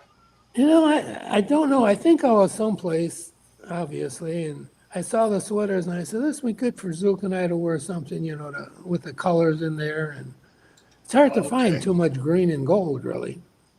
Yeah. Because that's the only game you guys wore them, right? No, I think we had them before that. Okay. But I mean, what, some of those guys that wear suit and ties and all this kind of stuff, and See, there's so many guys that they weren't in the game. Joe Guattari, these guys all contributed because we had, I'll tell you, Tony, in we didn't have many guys. We had like 33 kids. So. Yeah, but something from you guys can understand this coaching. I think a big factor was everybody was 13 years. A lot of guys were 13 years in that community. Going to school, but every guy had an old man that they saw get up and go to work every day. Tom, can you think of anybody that everybody had a dad that they saw get up, go to work? So how many times, did you ever have to worry about somebody being late for practice or not being at practice? That wasn't happening with this team, That was a big factor of the community, I think. We had families, for the most part, there was a lot of them had fathers in the family, which is very important, I think. And a lot of them families were these European kind of families where the teachers are the teachers and whatever they say is good. And the same thing was with coaches. I'm sure there's, we had some people criticizing the plays and stuff like that, which you always have, and that's their prerogative.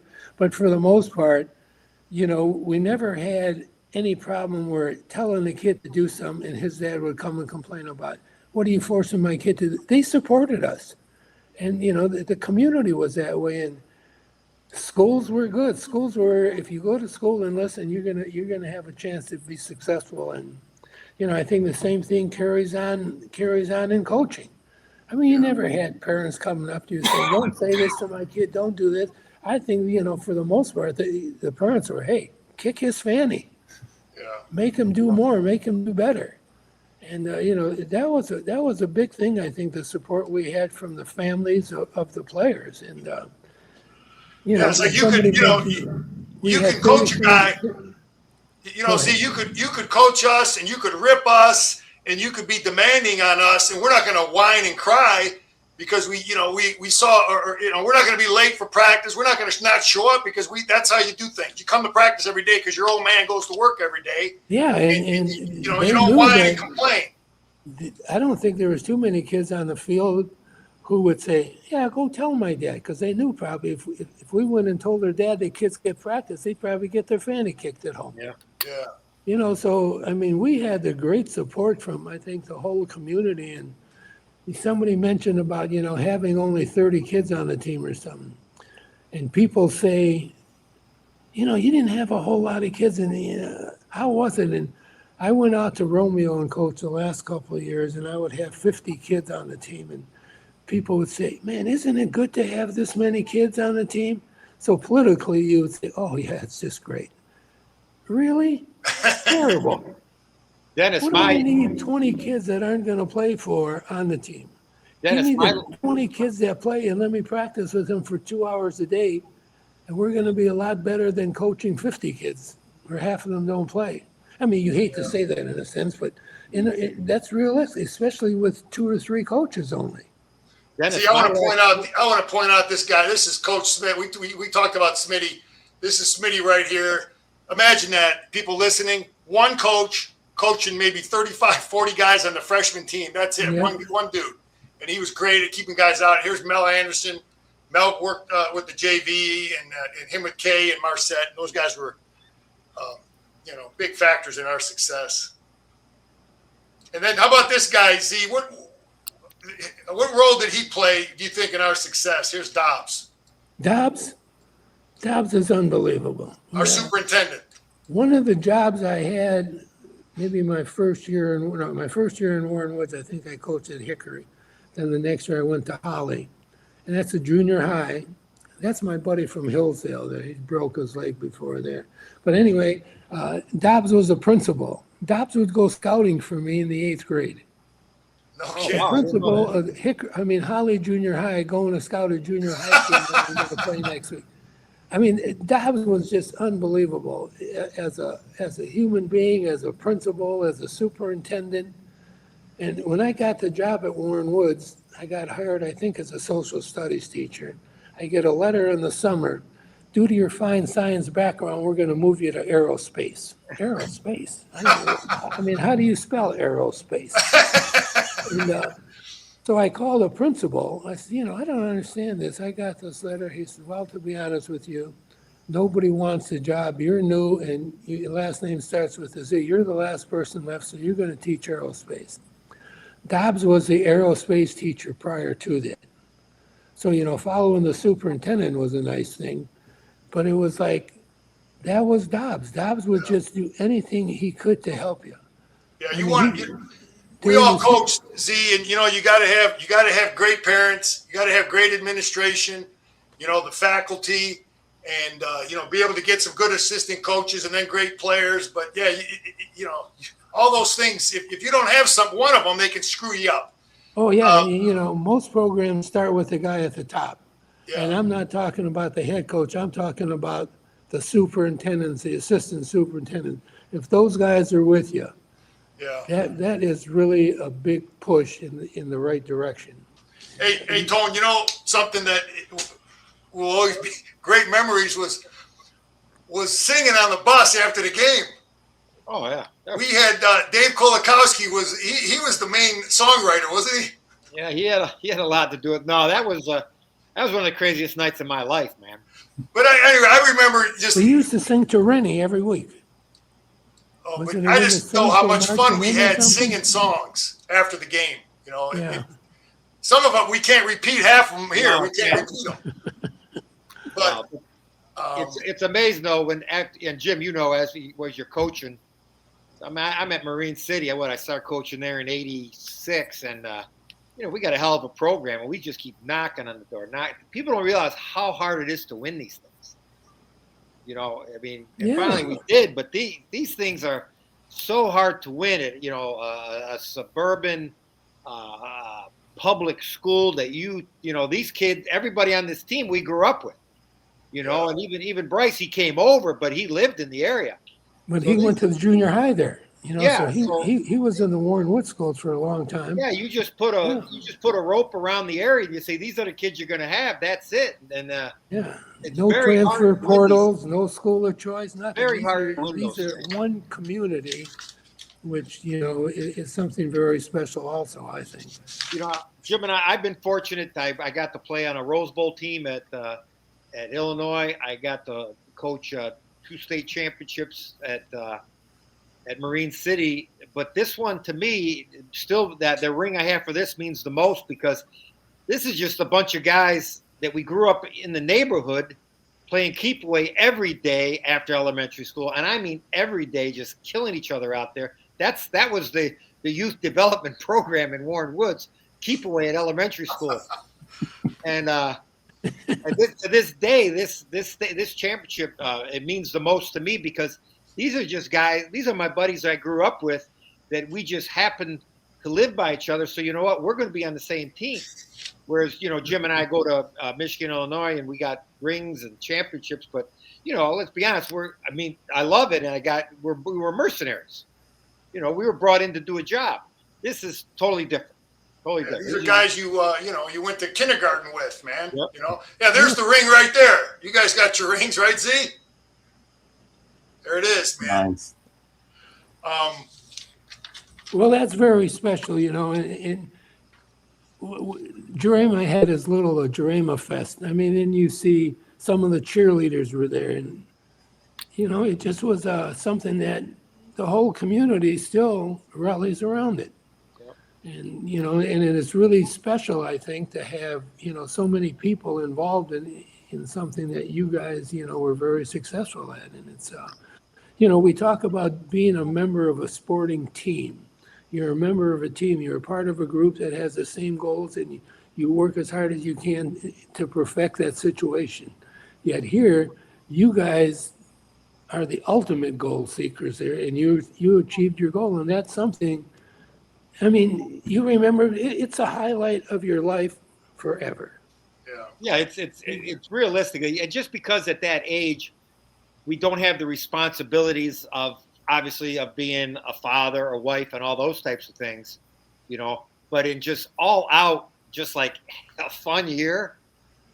I mean, you think about it, I was senior, Jimmy's a sophomore, and all the other guys. I mean, just because you don't have all those other pressures, outside pressures, you're just growing up, you're just a high school kid. This was just it was just a riot this whole year. Well, it was a dream come true. I mean, the playoffs had just started a couple years before that. And who would ever thought a little community like Warren Woods would win a state championship? Yep. That was the thing. And, we weren't the biggest school in the state. We weren't this, we weren't that. We were actually one of the, we were in a Class A league. We were the only Class B school in there in our division. And so there was a lot of things to be very proud of and happy about. And the innocence of it all, Z, is, you just think how things have changed. I'll never forget, after my junior year, we turn our gear in, and I drive home. I get to the house, and there's a letter for me. It's from Eastern Michigan. Football. It says, "Hey, Tony," it was from Gary DiNardo. It says, "Hey, hit the book. We'll be keeping an eye on you." I had no idea what that meant. You were still there, and I said, "What the hell's this?" He goes, "Oh, yeah, Tony, you have a good year. You get a football scholarship." See, I had no idea that existed. And this is after my junior year. Oh, my gosh. That's how crazy that is. Well, I remember with Plekas, that recruiting high school kids is something that Plekas didn't believe in, and I think he had given up on it because he coached in the Catholic League before, and he won the Catholic League championship at Detroit Salesian, which, he didn't even know they had football almost. He did a great job there. And he said, "I have these kids. I know them. I know they could play at the next level. The college coaches come in. Yeah, he's not this, he's not that." I mean, Kevin Jarema became a quarterback his sophomore year because of, Mike Landrew's brother becoming a quadriplegic. The kid goes into the game, last game of the year against Ford. It's a long story before that, but he completes 14 of 17 passes for 6 touchdowns in the first half, sets a state record. I mean, he ended up second in the high hurdles in the state against Andre Rison, won the state championship. Kevin was second, and he's 6'3", 215. College coaches come and look at this kid. Oh, he doesn't have good form. He's only been a quarterback for a year. Yeah. I mean, you can't play on the sideline, catch and complete 14 out of 17. This kid's doing it in the game. And nobody recruited him. And it's like, after a while, what am I doing here? Yeah, see, I look at our team, and we all dealt with this because we've all been head football coaches. They all want the stuff you can't coach. They start with how tall is he, how fat. That's where they start. They don't even give a damn about stats. But you look at Bryce and some of these guys were such good players. But yeah, it's very frustrating, and you got so many good players on that team. Listen, I'm gonna give each guy an opportunity to make one final statement here, and we're gonna wrap it up. And Drew, I'm gonna start with you. If you want to just have a question or a statement or comment about anything that you. Yeah, no, I want to fact check this because I was doing some research for this. Were you guys the first football team from Macomb County to win a state championship? Yeah. That's pretty cool. I mean, that's awesome. I mean, obviously, it took like 25 years before Chippewa. Get that sign up. Put the street sign. Can you get the street sign? Absolutely. 1 second. Yeah, Chippewa Valley was almost 30 years after. Wow. Well, it'd help if I shared it, huh? Hey, the street was named, guys, was it Shaner or 12 Mile? Or what was it? It was Shaner, and then they named it Warren Woods Drive. They were up there for a year or until all the players cut them down and they were gone. I still have mine in the garage. It's that's off fine. the windowsill a couple days ago. Oh, yeah, everybody went and took one. Yeah. So cool. So you were right, Jim, because I when I looked it up, it was hard to find anything. So it's good. That's interesting. Very cool. Hey, can you get that picture of the team up there? Get that one up there, and then well, Tom, go ahead. Give your final. Yeah, there's the picture of the team. It's the best picture we could find. It was. I think we took it in the gym maybe at the end of the year. Yeah. No. Yeah, just, must be. Like I said, to this day, that ring means more than any of the other ones. And like I said, these are guys that you had no choice to play with. You grew up with them all, and you look at, I think I got along with everybody on this team, and to have a common goal and for it to come through at that age, it was it just proved to me that hard work and everyone pulling in the same direction, it does work. It does work. That's very good. I agree. Yeah. Yeah, we had no drama. No bullshit. Drew, any other thoughts you wanted to make before that was your last question? I'm good, but I appreciate you guys having me aboard here. This was a lot of fun. It's definitely cool to see you guys break the film down too for that game. So it's nice to see how special it is to you guys still, and I'm sure it is to all of your teammates in the community. So it's gonna be good to have this out there for them. Yeah, 2 years we'll have that 50-year reunion, and I really want to thank Drew over at Sports Peninsula Podcast. You guys do great stuff for helping us out. And listen, my final thought is this, Tone. How many? You remember hearing Dad talk to Mom saying they almost bought a house in the Centerline District? Z, my parents came real close to buying a house over by St. Dorothy. It would have been like Centerline or Lincoln. And my dad said many times, he'd say, "Man, if I'd have listened to your mom, you guys would have gone to Centerline. You wouldn't have won no championships. You wouldn't have had no scholarship. You wouldn't have played for Zbozen. You would have played for them clowns over there at Centerline." Yeah. My dad used to say that. Your parents were really good. I had a good time with your dad a lot of times. But AZ, you see how Zbozen deflects? He don't want to talk about what my dad said about him. My dad was saying that you played for Zbozen, you had good coaches, and those things happen because you had good leadership, and he's right. Yeah. My old man was right. We didn't play for them clowns at Lincoln or Centerline, and let me just say this: I'm just happy to be a part of that team. I was a young sophomore, but Z, when I think about Dennis Zbozen, there's three things, and I always remembered it as a coach. Is number one, he cared about you. Z, just like you talked about Artie May and Muddy. Number one, I knew Dennis Zbozen cared about us, is not just as players, but as human beings off the field. That was number one. That we realized that, and number two. Tone, we both played college football where it's tough. Practice is brutal and it's demanding and it ain't fun. You play for Dennis Zbozen, you're going to have some fun out there. Yeah. Every day at practice is not going to be a grind of you're going to have some fun. He's going to break it up. You're going to have some a laugh or two here and there. And so he cared about you. He had fun. And then the second thing, Z, I always had to get back to was keeping things simple. We just had he had a philosophy like we talked about. We didn't huddle on defense. We just ran one. This is what we run. We're lined up. Here we are, man. This is what we got. This is what we are. See if you can block us. But those are the three things I always remembered as a coach. Because Tone, your assistants always want to do a bunch of stuff. They want let's do this, let's do that. And I no. I said I got the ring, man. You guys don't know what that is. We're gonna simplify. And we're going to get back to that. And I used to quote you 1,000 times. My assistant coaches heard you many times that, we're going to be good at a few things. And we're not going to try to out-coach guys with a bunch of stuff. We're going to be simple in what we do. So I just want to thank you again, Z. And that's my final comment.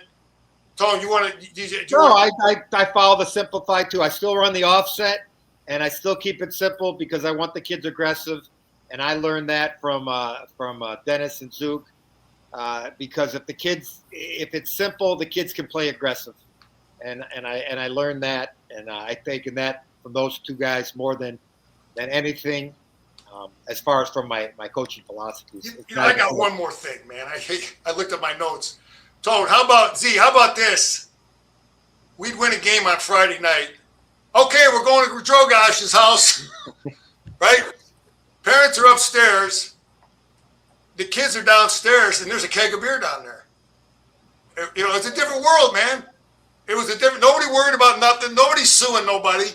Kids are walking home. We didn't all have cars, but it was a different world. Well, I'll tell you the different world, and we should probably end it on this. I'll never forget, we got that night. I think the night we won a state championship, that may have been the night you learned how to drive, because Russ maybe couldn't drive. With no license. But I remember me and Russ go over to Dennis's house where the parents are having a party. Russ and I go in there. Russ has a bottle of Jack Daniels in one hand and a cigar in his mouth. We walk into the parents' party. Russ's dad says to him, true story, get that cigar out of your mouth. He didn't say anything about the bottle of Jack Daniels. Get the cigar out of your mouth. But then again, the drinking age was 18 back then. So Well, my house that night we won it, I must have had 300 people there. And this was a regular small house. I had an addition put upstairs. So we had the basement, the regular level, and there was people all over. That pizza joint on Bunnard and 12 sent over a dozen pizzas. And it was like people just coming and going and all this stuff. And I mean, it was 3, 4 o'clock in the morning. People were still coming in. But my high school coach, Artie May, would tell us every Thursday, got a game tomorrow, don't change whatever you do.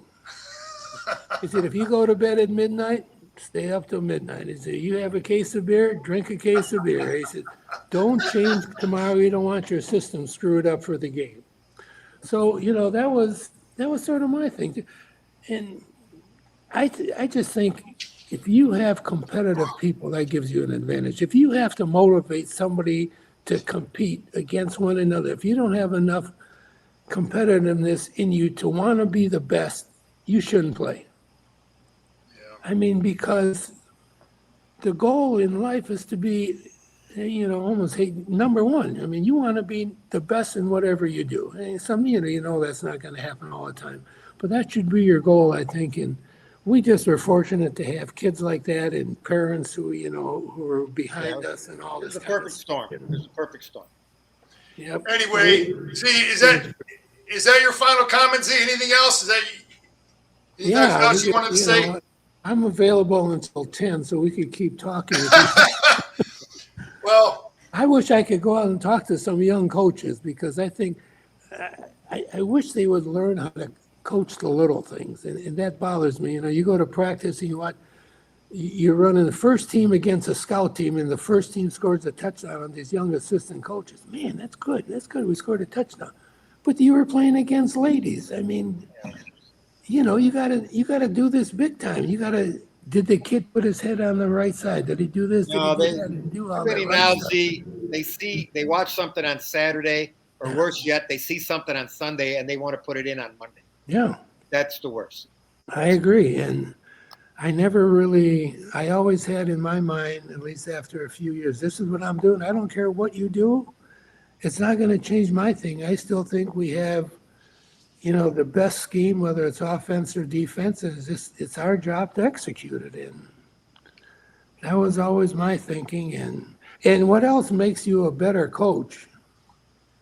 It's better players. Yeah, that helps. I became a pretty good coach on that 1978 team there because we had some great kids. And you watch it today. I mean, you guys, I'm sure were pretty impressed with how well you guys played looking back at it 50 years ago. And that was when I look at that film, I think about little things on how I was coached. Zook used to do drills about containing, and I see the little things, and all that stuff isn't by accident. Taking on blocks, everything that we did a drill for everything. So when I look you still do the same thing now, coaching. I mean, you still use the same drills. They still work. And anyway, we brought a lot of pride.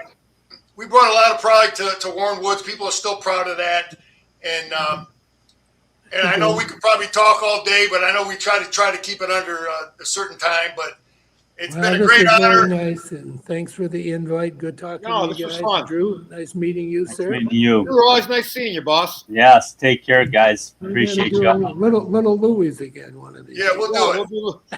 Well, hey, people, the Warriors have been getting together for 50 years now. We've been still meeting up and hooking 50 up. years. I hope I'm here, so Yeah, well. got to take it easy now. Anyway, over and out. All right, guys. Go Warriors. Thanks a lot, Thanks. Drew. Just sign Love us you off, guys. and you guys Have a good stay on one. for a second. Click us off and stay on for a second. Take care, everybody. Thanks for watching.